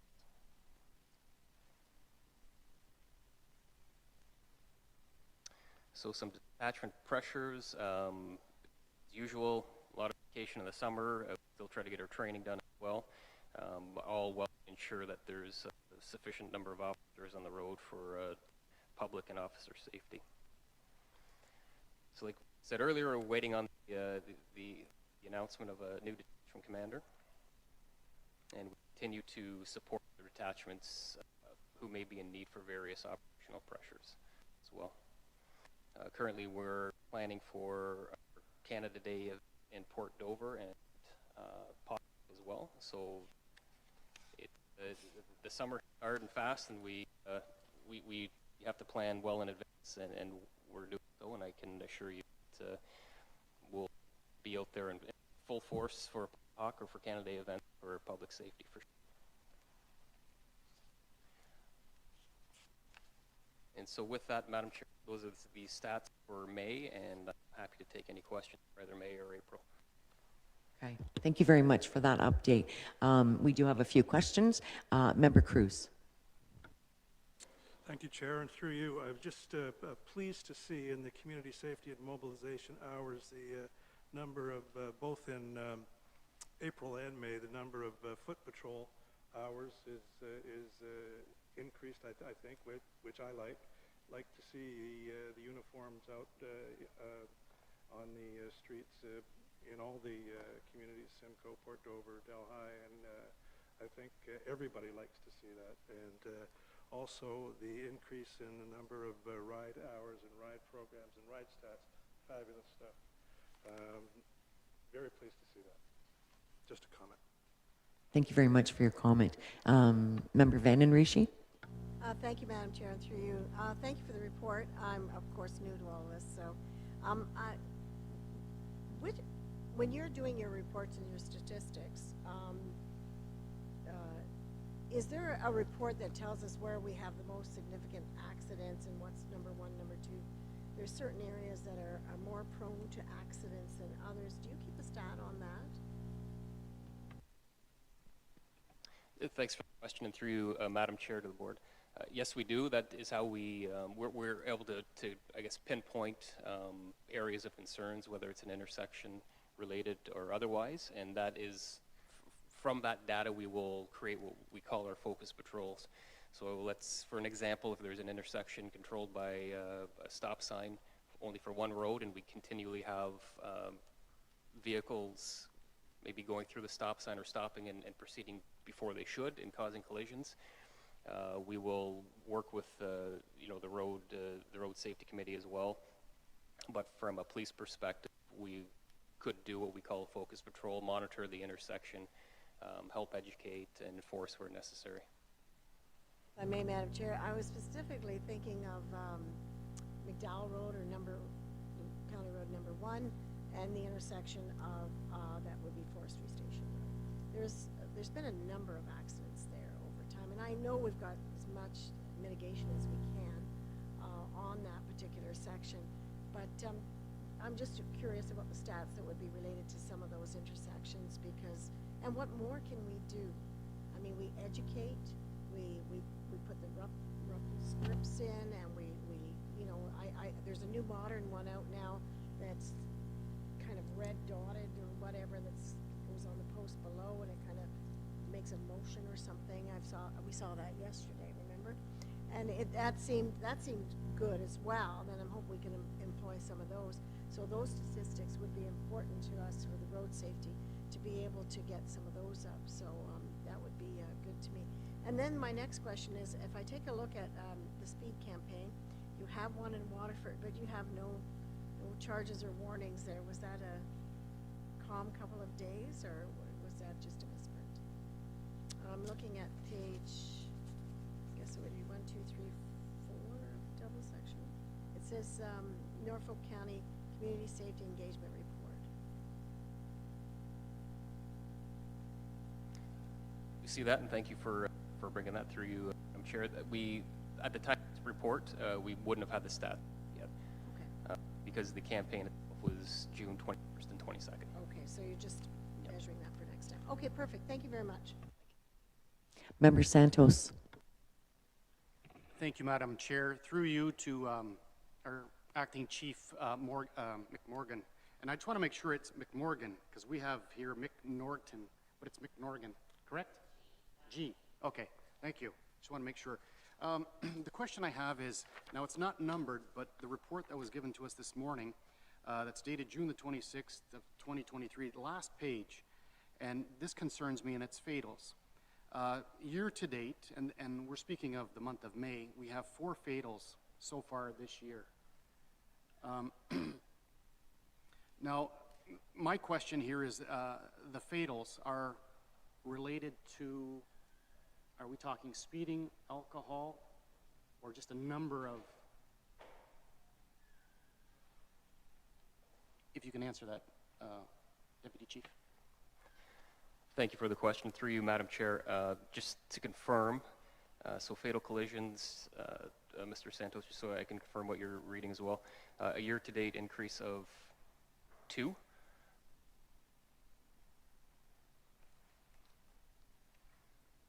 Correct. But what I'm looking here at year-to-date, if I may, Madam Chair, through you, it says, where it says incidents fatal, year-to-date has 4. So in 2023, so far this year, we have 4 fatals up until the month of May. So my question is, why? Why so many? Do we know? Yeah, my apology, I do see that now up there. That's certainly information I can provide for you. I can say for the one we had, the fatal we had in May, it was just a single vehicle that drove off the roadway into the water. So there were no impaired concerns or other vehicles involved or anything like that. For the other 3 that we have year to date, I'd have to go back and have a look for you. Okay, thank you. Unless staff, are you familiar with? Yeah, and I don't want to guess at what they were. I would have to go back in our reports and get that correct information for you. Thank you, Deputy Chief. I respect that. Madam Chair, if I may, have a few other questions and some comments. I'm going to refer to page 45. There was one that didn't have the numbers of the pages, but I'm going to go to page 45, so if we're all on the same page here. And I'm April, so it's reference to April, November, or sorry, Norfolk, April 2023, page 45. But on this page, I don't have a number, so I just want to make sure we're all on the same page. But I wanted to bring up this, and it's important because we're dealing with mental health here. But it says here, a breakfast at Indwell was organized, which was a huge success. And the projected turnout was 45 people. Everyone who attended enjoyed hash browns, scrambled eggs, toast, sausage. Was it the OPP that put this together, Deputy Chief? Yes, thank you. Through you, Madam Chair, yes, it was. Well, that's excellent. That's definitely a great way to connect with the members of the public, and especially with Indwell. Because, I mean, as we all know, the Indwell has been in our community for the last, I believe, a year, and it's doing marvelous things. So I just wanted to bring that to that attention. And also, Deputy Chair, through our chair, or sorry, Madam Chair, through to our Deputy Chief, here I noticed that the police will keep focus patrol through the summer months and increase police presence on our trails through Simcoe and Waterford. Is there an issue there between Simcoe and Waterford with the encampments? Thank you for the question again, and through you, Chair. We have in the past some issues. We just want to make that's just the proactive approach we'll take to make sure that we identify individuals who may need some additional supports. So that would be something that whether we frontline proactive patrol it, or we'll have Constable Shauna Paul, who's our community mobilization officer, working with MCERT to identify if there are encampments, and if so, we better support those individuals in what they need. That's excellent. Thank you. And the next question I have is in reference to, Madam Chair, once again, to our Deputy Chief. We know very well that we're under the reign of King Charles III. So my question to the OPP is there going to be any change to the crests or the regalia since the coronation of King Charles III? And of course, I asked that question, or is there any legal relevance to alter it in that regard? So just a quick question. Well, thank you for that, and through you, Madam Chair. It's my assumption that's what we will do. I have seen no direction from our commissioner or the commissioner command team at this point, so I don't have any timelines or if for sure that would happen, but I would assume at some point that will happen with our crests, and it will be a big undertaking because we're talking about our vehicles as well, and anything that has our crest on it. So, but I have no update to provide you other than that. Okay, thank you very much, Deputy Chief. Okay, Madam Chair, that's all the questions. Thank you for your questions. I just wanted to add, first off, that I would like to thank you very much for stepping up and being the acting interim detachment commander. There's a lot of different phrases people use. So anyways, it's been great working with you over the past few weeks and things like that. I also wanted to just add with that community policing academy. Boy, if you guys know anybody in the community who is interested in possibly a career in law enforcement or just wanting to have a better understanding of what our wonderful police force does in Norfolk County, encourage them to apply for this program. It is the model that every other detachment looks at. I know that Ed did a great job getting it off the ground, and I know that it's going to continue. It was I believe it was 60 individuals, wasn't it? And they had to apply for this position, and so they were chosen from quite a number of applicants, and it was the most fun I've had at anything in a long time. It was the camaraderie and the knowledge and the youth, and there was a mom and daughter group who came together. There were people in their late 60s who were there. There were, like I said, youth who were there, people who were looking to apply, people who were starting school in law enforcement in September. So anyways, I have to say that was the best. It was really great. So do we have any other questions regarding our statistics or anything like that? No? Oh. Sorry, Madam Chair, one other question. I noticed, if I may, Madam Chair, to our Deputy Chief, it had to do with arsons. I believe I noted that there was, we went from 0 to 4 arsons in regards to the stats. I'm just wondering, why have we gone from 0 to 4? Is there a specific pyromaniac in Norfolk County, or is just an issue of someone starting fires? And I ask that question because in looking at this, we know very well what's happening in the province of Ontario and Canada with regards to fires. Has that been undertaken and looked after? Thank you.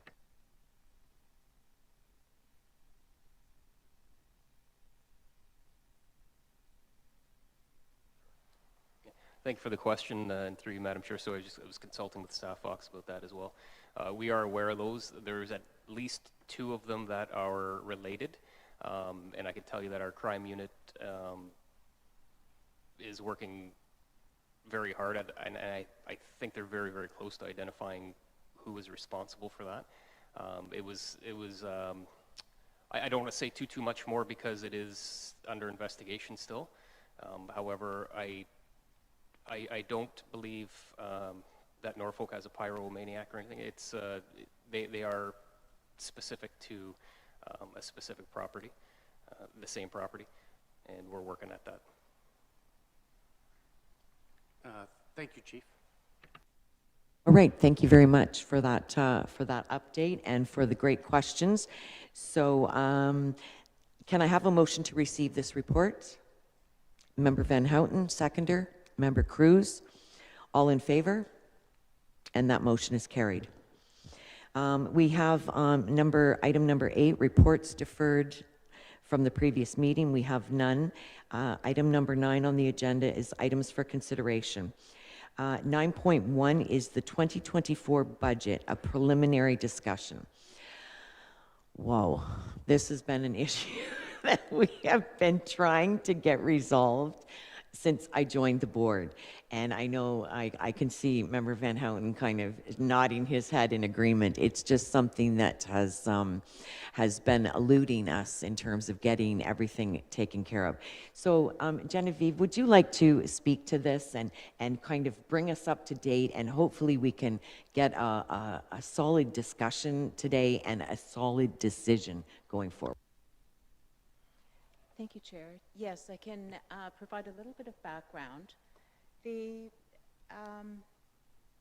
big question is the funding that remains in your budget for this year that was previously earmarked for the Community Policing Committee.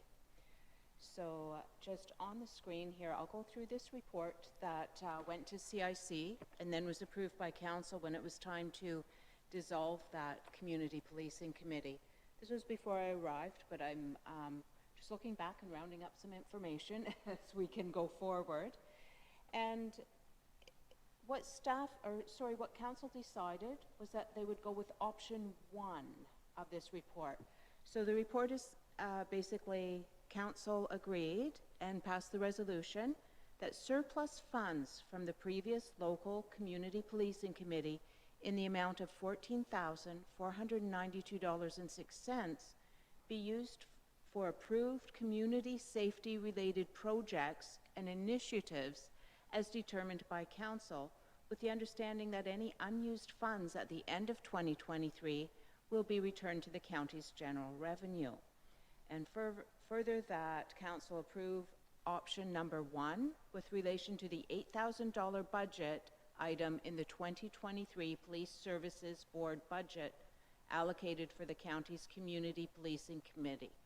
So if we go down to option number 1, in this previous report, council approved that to allow the Police Services Board to allocate the $8,000 to community policing initiatives by way of donations to Norfolk County community groups providing community safety programs.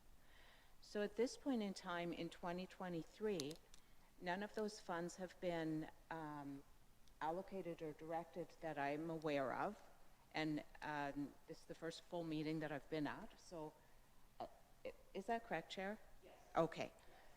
So if the board is interested in requesting this money in a 2024 budget, that won't be happening if it hasn't been used, right? So it will go back to the general coffer as well. So there are a number of initiatives to chat about. At your September meeting, one of my colleagues on the financial team will be coming to get into a little bit more detail about budget preparation. But before that meeting, it would be something for the board to consider how those funds might be put to good use in the community for 2023. And if you want those funds in 2024, what's your proposal? What's your plan for them?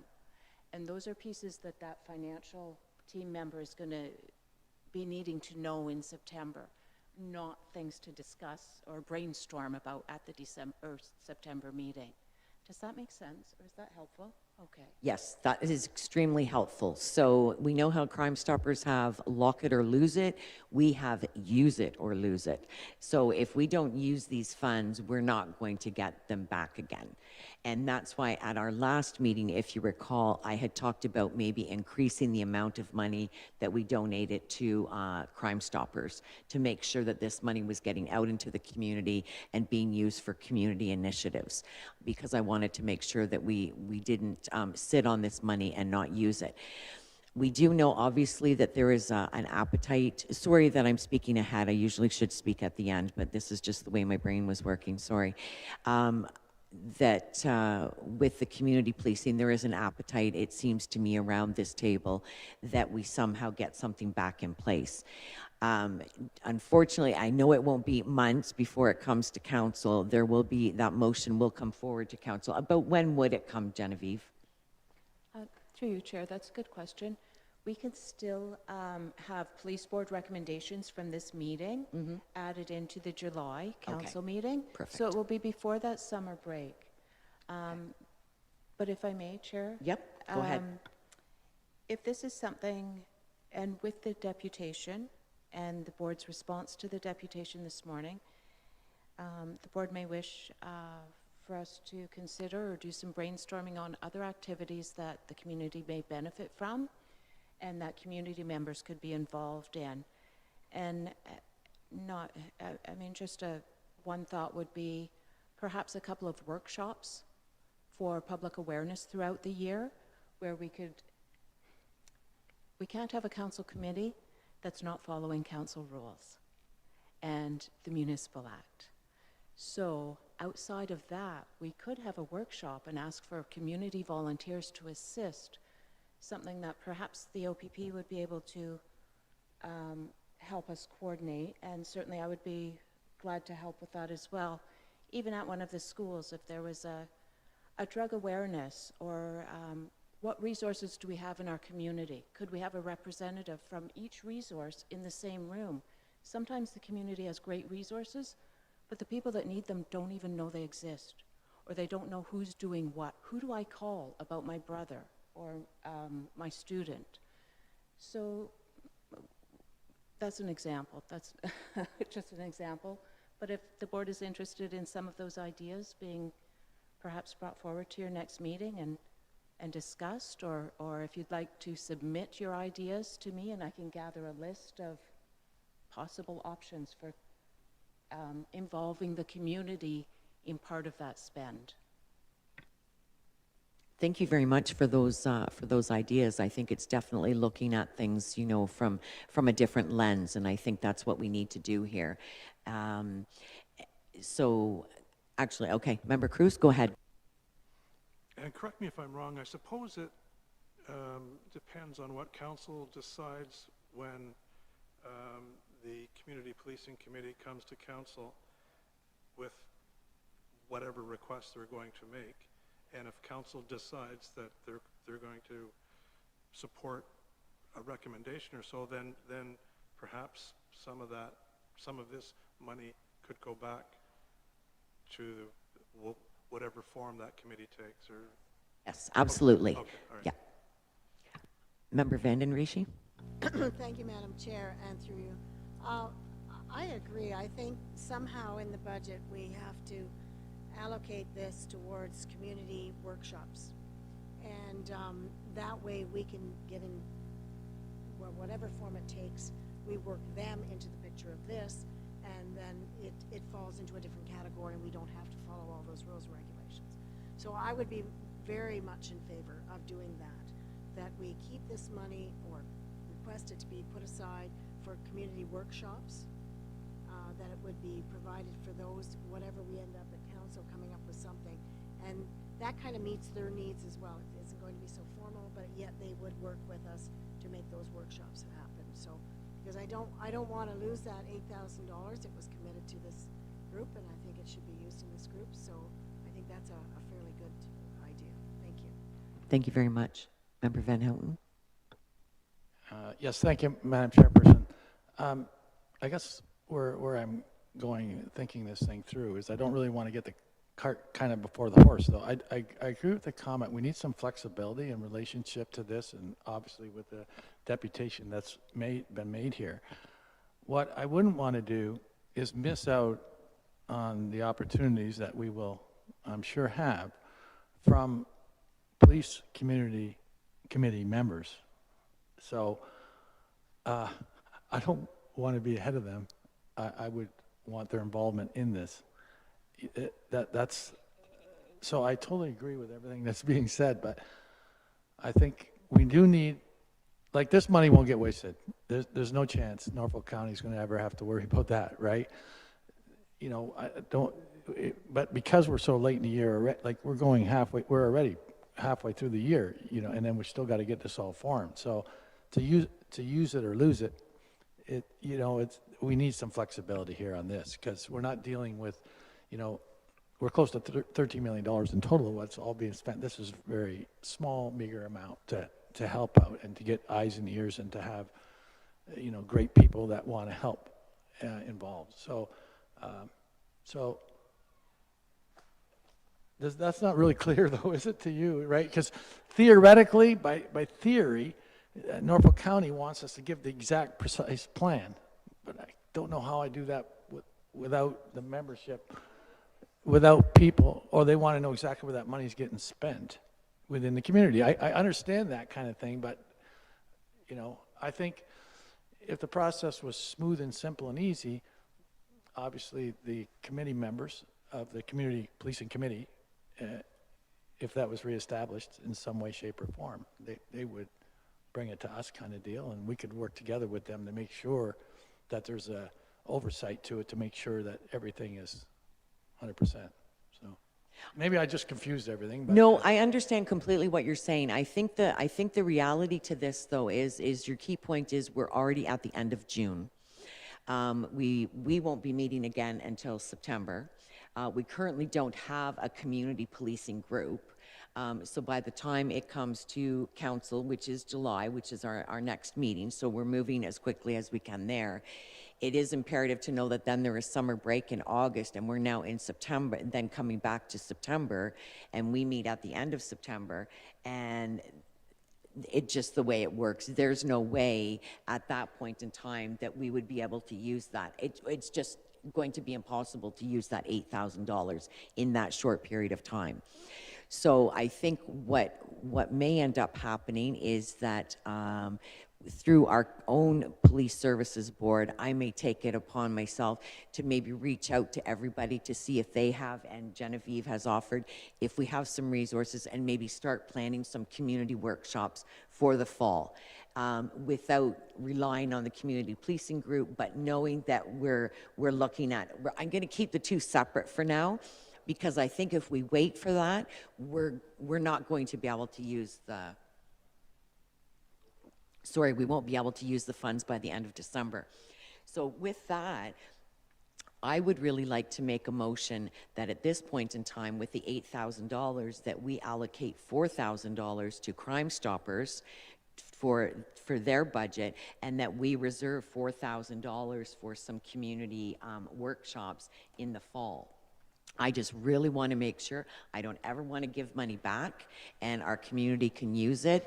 And just hearing Amy's deputation or presentation today, that they rely on donations and you know, that type of thing. They receive no funding, and I think that they do some very valuable work in our community. And not that I want to replace that with the community policing ad hoc group. I'll call it ad hoc group because we don't know if it'll be a committee or not. So anyways, I saw your hand up. Member Santos, go ahead. Thank you, Madam Chair. I'm just wondering here, we have a community policing officer, I believe Constable Gamble, and when we talk about community policing, I'm just thinking under the OPP, under that umbrella, if we can have Constable Gamble give us a clear understanding if there are groups or community groups that require some assistance with this $8,000. It's not that I don't want to give it to Crime Stoppers, but I think, I mean, the OPP have someone that is working with students, is working with the community, and basically is the voice for the OPP and the eyes and ears when it comes to community. So I'm just wondering, Madam Chair, if we can connect with Constable Gamble and make him part of this because of the word community policing here. Okay, fair enough. That's a great point. Thank you for bringing that up. So what we could do is we could make a motion that the Police Services Board Chair reach out to Officer Andrew Gamble and discuss the options of some community-based groups that may be in need of funding. Does that suit the idea that you had? That's, Madam Chair, that's perfect. Perfect. So if we can put that in a motion, I'm more than glad to. Oh, go ahead.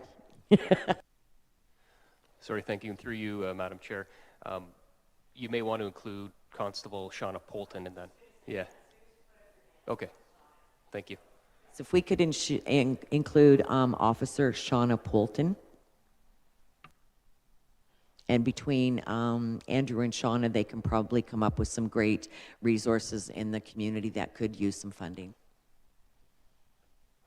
Okay. Member Vanden Rishi?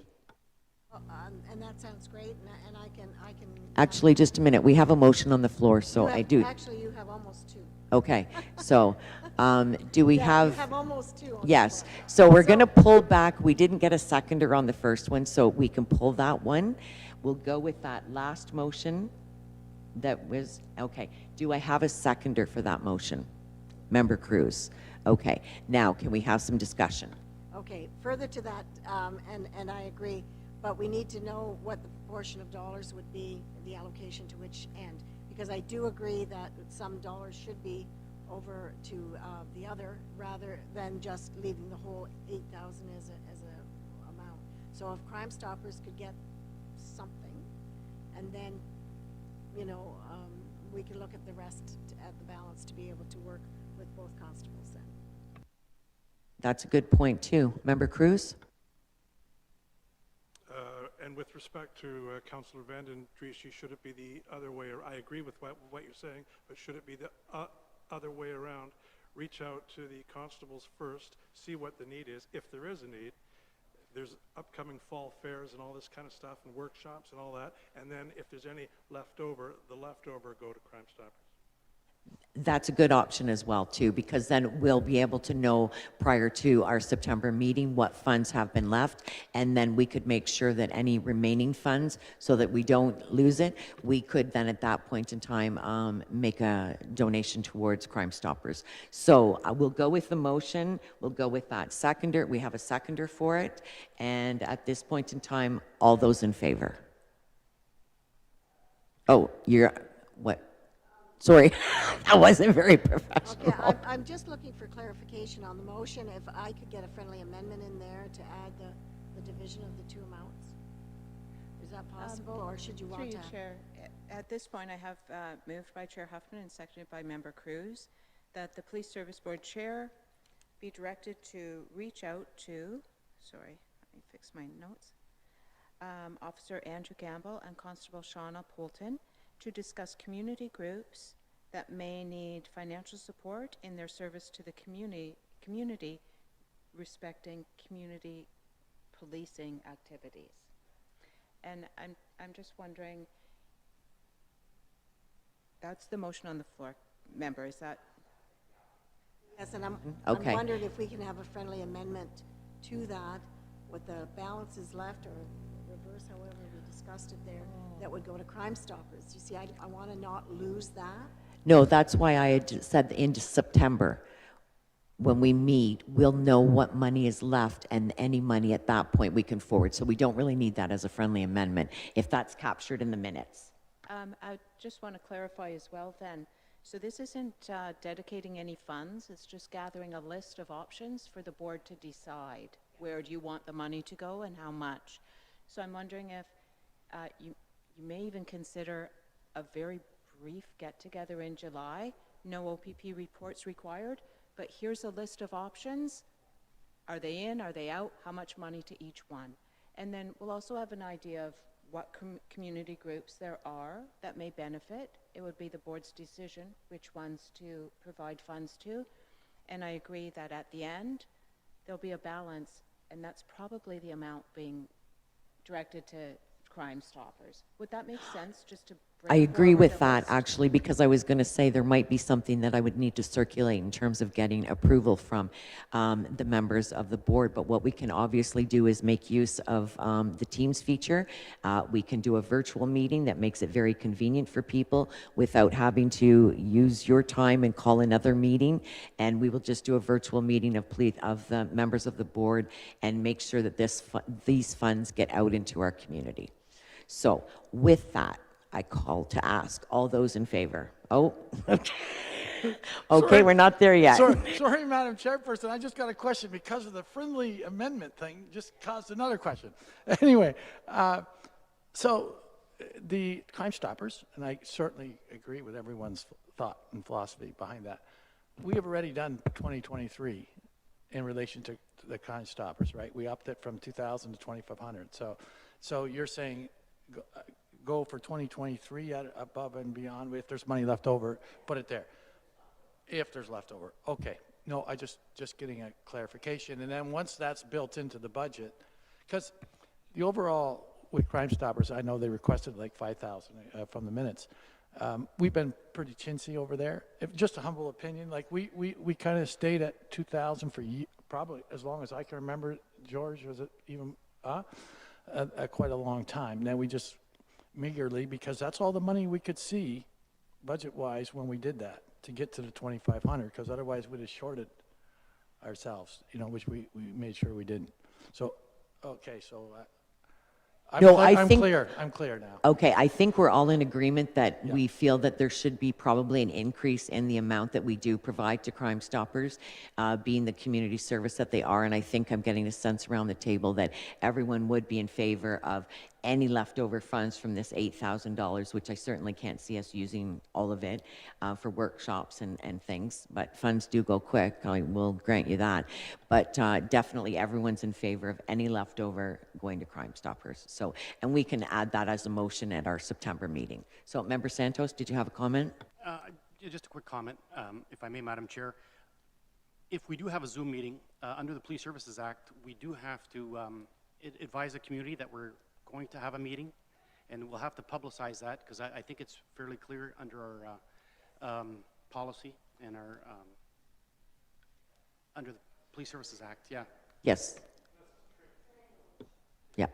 So, well, I'll work with our clerk on that and make sure that we meet all of the mandates. So, I'll ask one more time. All those in favor? Thank you.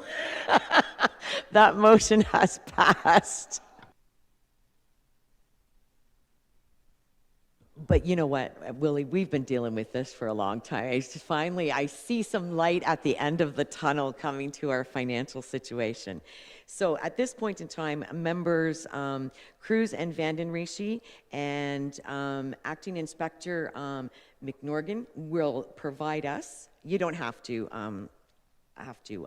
acting inspector, but if you have anything to add, we'll provide an update on the OAPSB conference in June, the end of May, June.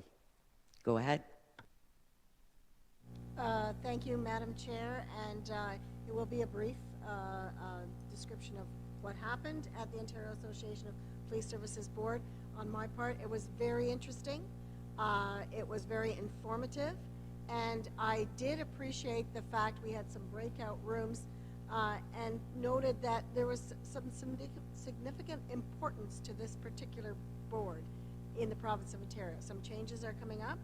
We have to make sure that we have some things in place that we have to be able to operate. We said we were very close. The letters had come from the Solicitor General. So at the end of the day, we feel we're close, but yet there's some things that we have to dedicate to this particular committee to make us outstanding committee that we can be in the province of Ontario. We had the opportunity to meet with the Solicitor General. He made remarks, and I had an opportunity to speak with him for a bit, as well as take a photo with him. He was good at that. He was very, very accommodating in that. We had a lot of good seminar discussions, and we had great breakouts rooms for further discussion.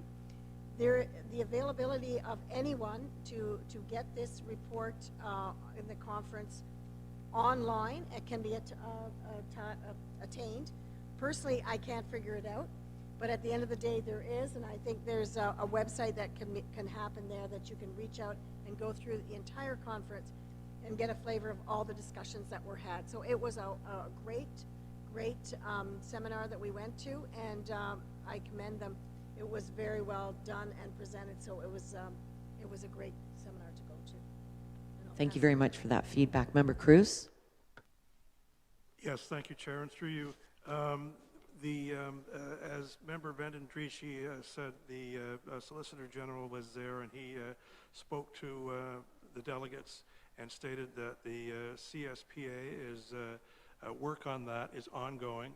They're working on the regulations right now, and they're putting all their efforts on the regulations, and he stated that the hope is that it will be the act will be out in the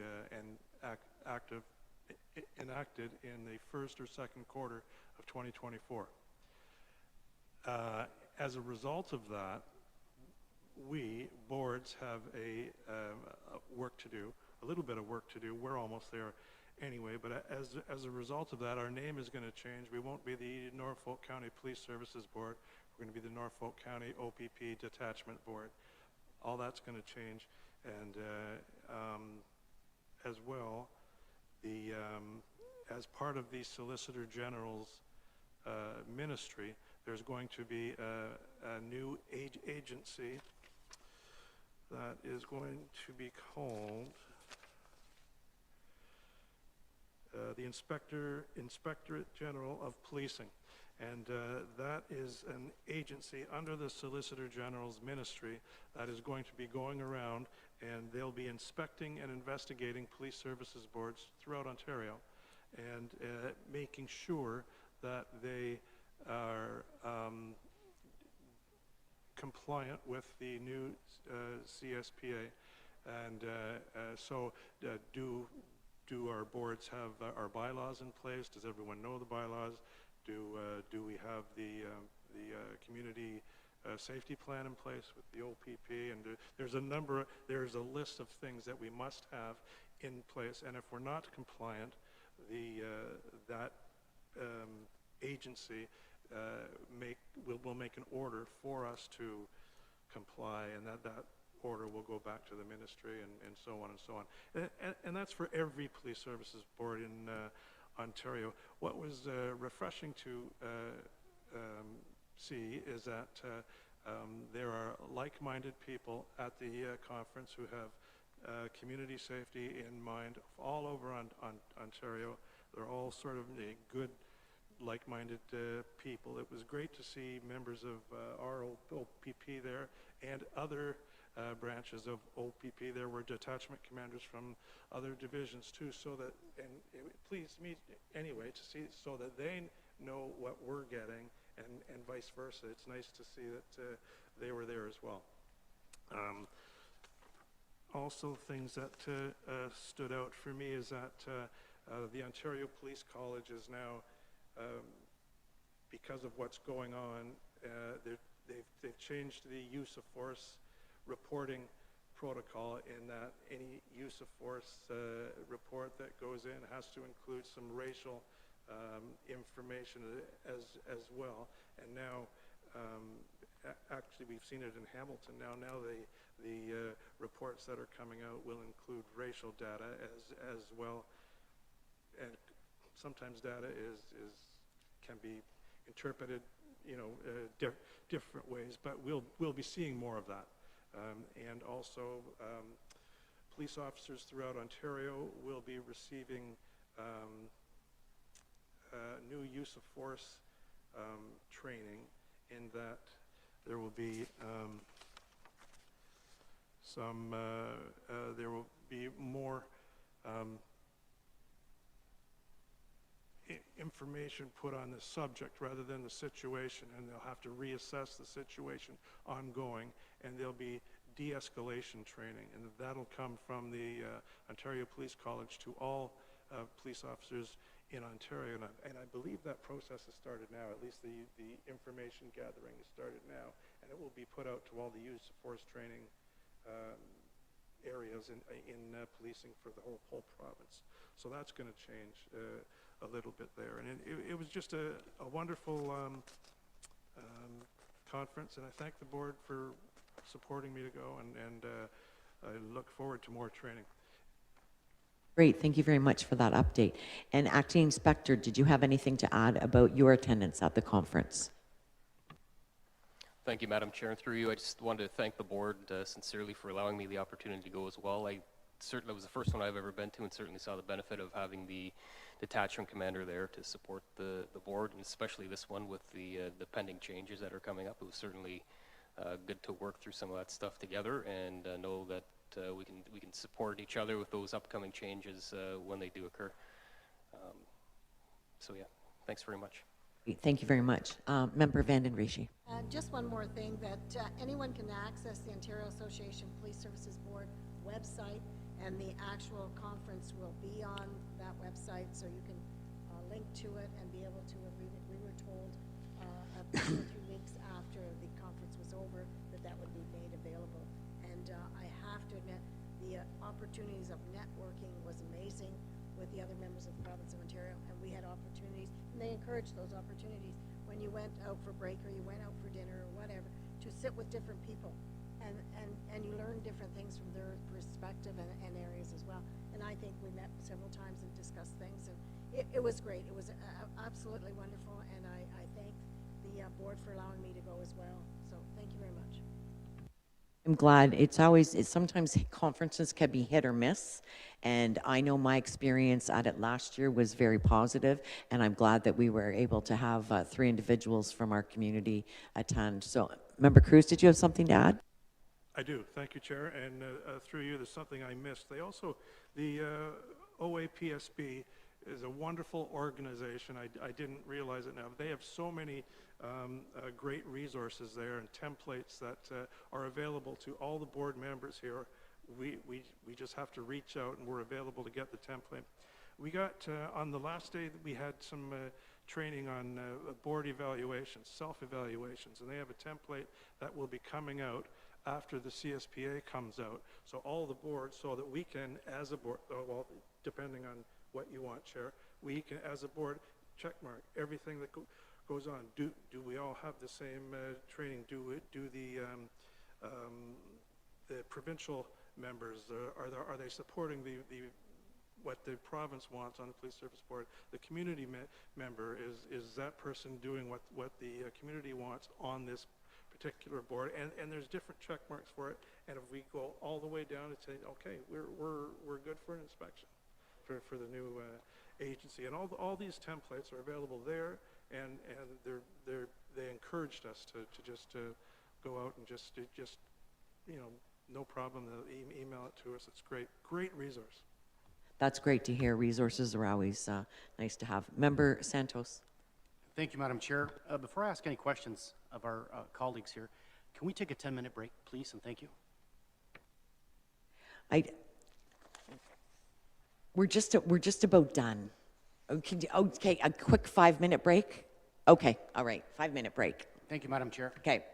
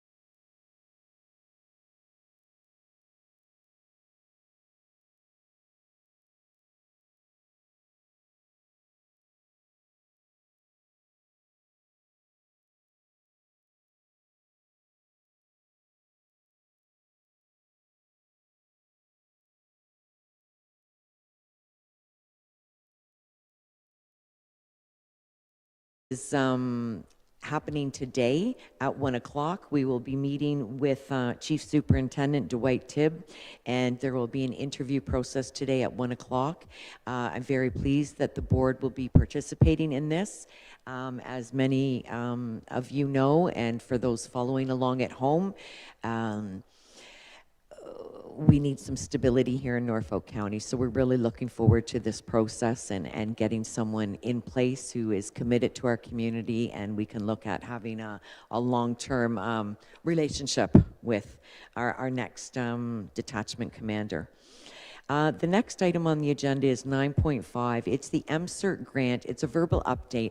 I'm going to ask Acting Inspector McNorgan to speak to it, and if there's anything else, I'll add in from my meeting with them, but he knows best. So if you'd like to just give us a quick update on that, that would be great. Sure, thank you, Madam Chair, and through you. I touched on CERT in the stats there, so that's Mobile Crisis Rapid Response Team. We currently have 2 employees that work closely with our frontline officers, and they are hired through CAMHS. This grant that Constable Shauna Polden has taken on along with her other duties, and we really appreciate that because it is quite a bit of work.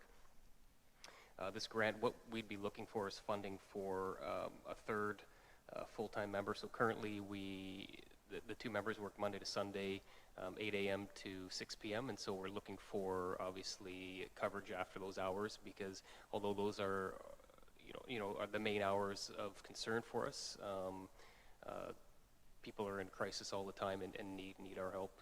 So certainly to have some coverage after hours would be great, and that's pretty much what this grant is looking for. That's just a really quick high-level overview of that. She needs to submit it, I think it was by early July. Yeah, then we wait and hope we're successful. Thank you very much for that update. And the role in terms of myself was I had an opportunity to meet with Shauna and Jeff and get some more information, and our finance department provides support to them in this manner in terms of applying for the provincial grants. So there was a meeting there, and then kind of made the connections through our finance department, and it's nice to see how everybody can work in cooperation and get this going. And as we all know, crises happen at any time, but they particularly tend to happen in Norfolk County after 4 o'clock on a Friday and over the course of the weekend. And having 25 years in social services, I can attest to the fact that that's when a lot of crises happen. Our county does have some great resources, but unfortunately we do not have a lot of resources that many of our other surrounding areas have. So this position would be of great importance and value to our community and to assisting our most vulnerable. And Constable Polden is very keen, and I'm looking forward to a positive result for this funding for this position. Member Santos. Thank you, Madam Chair. I mean, I definitely support it 100%. When we hear from our deputy chief, we got 88% diversion from the hospital, and then 94% in May. I mean, this is ideal. So my question, Madam Chair, to our deputy chief is, so are we going to have a 24/7 now response with this new grant? All right, would you like to take that question? Thank you for the question through you, Madam Chair. I don't believe this will get us right to a 24/7. However, certainly much better than what we're at now, and I think we're actually fairly good. An 8 to 8 Monday Sunday is better than some other counties because it's not the same across the board. So although we're happy with what we have, we want to enhance that. It won't quite get us to a 24/7 though. Thank you. Thank you. Thank you very much. I'm just going to, my apologies, I should have added one more thing into the agenda. I'll just very quickly give a verbal update before we get to the human trafficking workshop update. So I'll make this 9.7 on the agenda, and then I'll hand it over to Member Santos. I just wanted to update the board that in conjunction with previous interim inspector Jennifer Nemps, worked with her on our community safety plan. That has been submitted to the OPP, and that is done. So I just wanted to make sure that everyone was aware of that. So I will hand the mic over to Member Santos, and he can give us an update on the human trafficking workshop that he attended. So, Madam Chair, before I go into that, I just want to make sure, so the community plan, are we talking 2023 to 2024? Correct. Okay. Yeah. And has a copy of that gone to council? I don't know if it's gone to council. It specifically went to Jen Nemps. I do have a copy of it. I can certainly send it. Do you want it to go to the members of the board? Yeah. Yes, please. Yeah, absolutely. All right, if you can capture that in the minutes, Genevieve, and I'll make sure that I do that. Okay. Okay. Thank you, Madam Chair, board members, and to the OPP and to our clerks department. I had the opportunity on May 31st to represent the Norfolk Police Services Board as a member in the audience, and I just wanted to let everyone know that this was held at 6 o'clock in the evening, and it was put together by, I understand, Constable Polson, and I believe there's 2 sergeants and staff sergeant that were there informing us about human trafficking. I mean, we hear very well, and I've got some notes here that, you know, this doesn't happen in small towns, this happens in big cities. Well, boy, are we wrong. It happens. And basically, what I understood is with the 15 people that attended, and maybe we wanted 40 or 50, but 15 is better than 14. And what I can say is the Norfolk OPP, in conjunction with Western region and Central region and Eastern region and Northern region, are working in conjunction with 60 other, my understanding, officers throughout the province to deal with human trafficking. And human trafficking, from what I understand, basically is sex workers, labor, and youth. And when I heard the ages of 14, 18, 24, I thought to myself, oh my goodness, I have 2 daughters in that age group. And these individuals, I'll be honest with you, they have no souls. They come in with a tone to groom these individuals, and these officers have hearts of gold, and their hearts are in the right place. I don't know how they do their job, taking into account these circumstances, but I give them a lot of credit. Both our officers and numerous officers throughout our province and our country and the world. The point here is, and I want to bring to everyone's attention, is our schools should have some clear understanding or education on human trafficking. Because if we're looking at the ages of 18 to 25, automatically that's grade 12, and 25, we're talking college and university. And we're missing out on a great opportunity. Again, 14 or 15 is great, better than 14, but we need to be hitting the schools and advising them of what's taking place. We heard here through Mrs. Bernardo, through Crime Stoppers, and she was also present there with the Women's Shelter and Canadian Mental Health. And I left with my heart broken because I said to myself, what can I or we as a police service board do? Because the OPP, they're, oh my goodness, their members are limited, and there's 60 officers, but it's not enough. They need 120. And when I heard about organized crime and the sex trafficking, as a parent, not a grandparent yet, but as a parent, as a community representative, it's just awful. And to hear that one sex trade or sex trafficking results in $250,000 a year, that's how they look at these individuals. They look at it as a dollar figure, and that's the number they put on the individual. Now, when I think of the community, I know there was a clear case in Caledonia and Haldeman, just to the east of us, that was well publicized, unfortunately, of what was taking place. So again, it's a wake-up call, and I know locally looking at previous stats, we've had one or two in our area, which is way too many, way too many. What I can say is the OPP working with the Quebec Provincial Police and the RCMP, it's great, but we need to definitely possibly, Chair Huffman and to our board members, is let our Solicitor General and the Attorney General's office know that, you know what, we support the initiative of our local OPP, but I think what we need to do, and possibly through the Ontario Association of Police Services Board, is push this where we need more resources, because just thinking of this, we have a system right now in place where we have a public system, school system locally, and I'm talking Haldeman, Norfolk, and Brant, that aren't allowing our police in. And I give our superintendent under the public board an F, and I'm definitely not too impressed. Period. Under the Catholic system, I give them an A+ for allowing the police in and nurturing relationships and building bridges. I mean, this is what it's all about in community. And I believe Member Cruz and Linda, with regards to the conference, I mean, it's all about building bridges, and we're all in this together. I mean, that's usually the motto that I've noticed in the past, attending, Madam Chair, with yourself in Toronto of last year.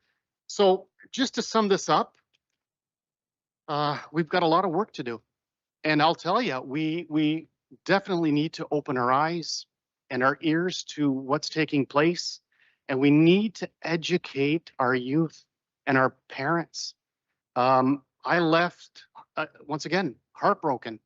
And I just can't understand what is going on. And locally, it's very disturbing. But I have to credit, once again, our local OPP in working in conjunction with Western Region and Central, and I believe I referenced the East and West, so pretty well the whole of Ontario with the OPP in regards to this subject. Other than that, if you have any questions, I'm more than willing to answer, but it lasted 2 hours, and there were great questions that came out of the audience, and I commend these two officers that work in our neck of the woods with reference to the Western Region.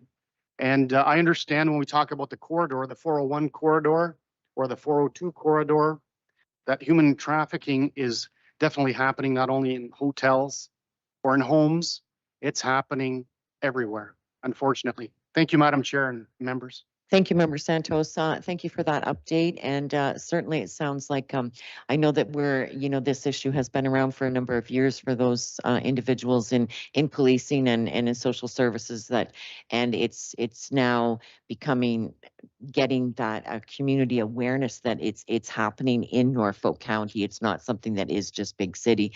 So maybe going forward, when we look at submitting some ideas for some training, that there could be possibly something, we can never have too much information in terms of that. So maybe human trafficking can be one of the issues. So, and if I may, yep.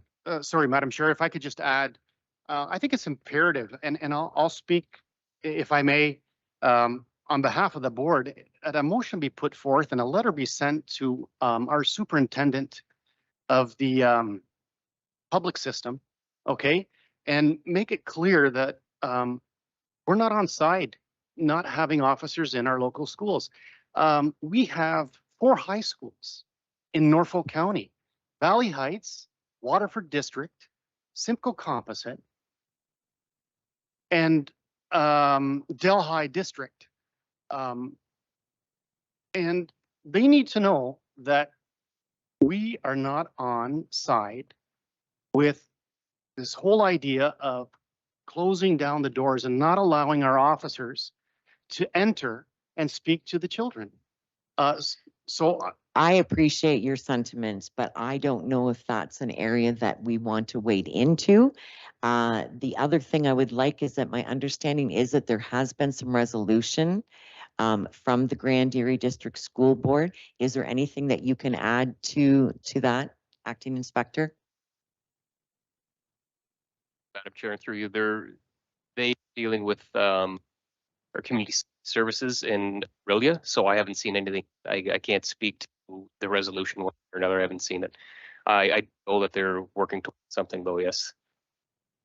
That was thank you for that. That was my understanding as well, that there has been some steps towards some resolution. So I would like to, with all due respect to Member Santos, I would like to wait until the, Aurelia and the Grand Erie District School Board and the Ministry of Education get everything straightened out with that. Then we can maybe see where we're at in September and then move forward.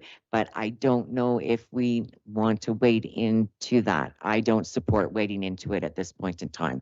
But certainly, I'm just one voice. So if you'd like to put a motion on the floor, so be it. And is there a seconder for that motion? If I may, Sorry, Madam Chair, yes. yeah, sorry.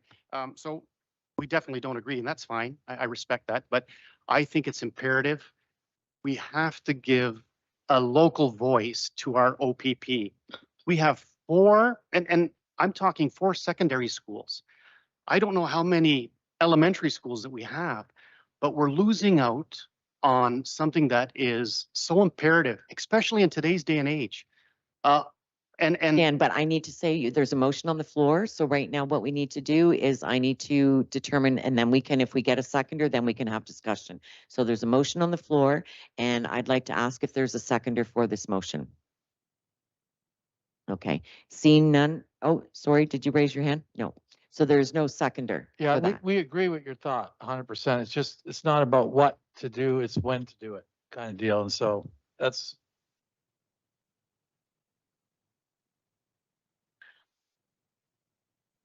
I agree. I just don't think the timing is quite right. Okay. Member Vanden Rishi? Thank you, Madam Chair, and through you, I do concur. I think timing is the issue here. But at the end of the day, I think by the time we come to our next meeting, be prepared maybe to send a letter off to the Solicitor General in reference to this and the support that could be had so that the school boards would take another look and maybe an extra push for them to see that reinstating what was occurring before having officers in school. I think we are missing an opportunity here with human trafficking. More has to be said in the high schools, especially about this situation. And so I think a letter off to the Solicitor General in time would be appropriate. Yeah. If I may, Okay. I understood that I had asked to our superintendent of the Board of Education. I'm still in the same mindset. I'm not going to I don't want to get into any discussions with the board or anything like that and insert ourselves where there's already discussions taking place with the groups that matter. So I think everyone else understood it the same way, and that as much as we support our police in the school system, that we wait until our September meeting to see where the discussions have taken us, and then we can revisit that. So I think that's where we're at as a board. So with that, again, is there any correspondence arising from previous business? Anything? No? Okay. And with that, we'll be looking at adjournment. Before we adjourn, I would just like to again thank everybody for their patience today with the mix up with the time. Going forward, all meetings will be starting at 9:30 a.m. And again, my apologies. I know everyone's time is so valuable. So can I have a motion to adjourn? Member Cruz and a seconder. Member Santos. All in favor? The motion is carried and this meeting is adjourned.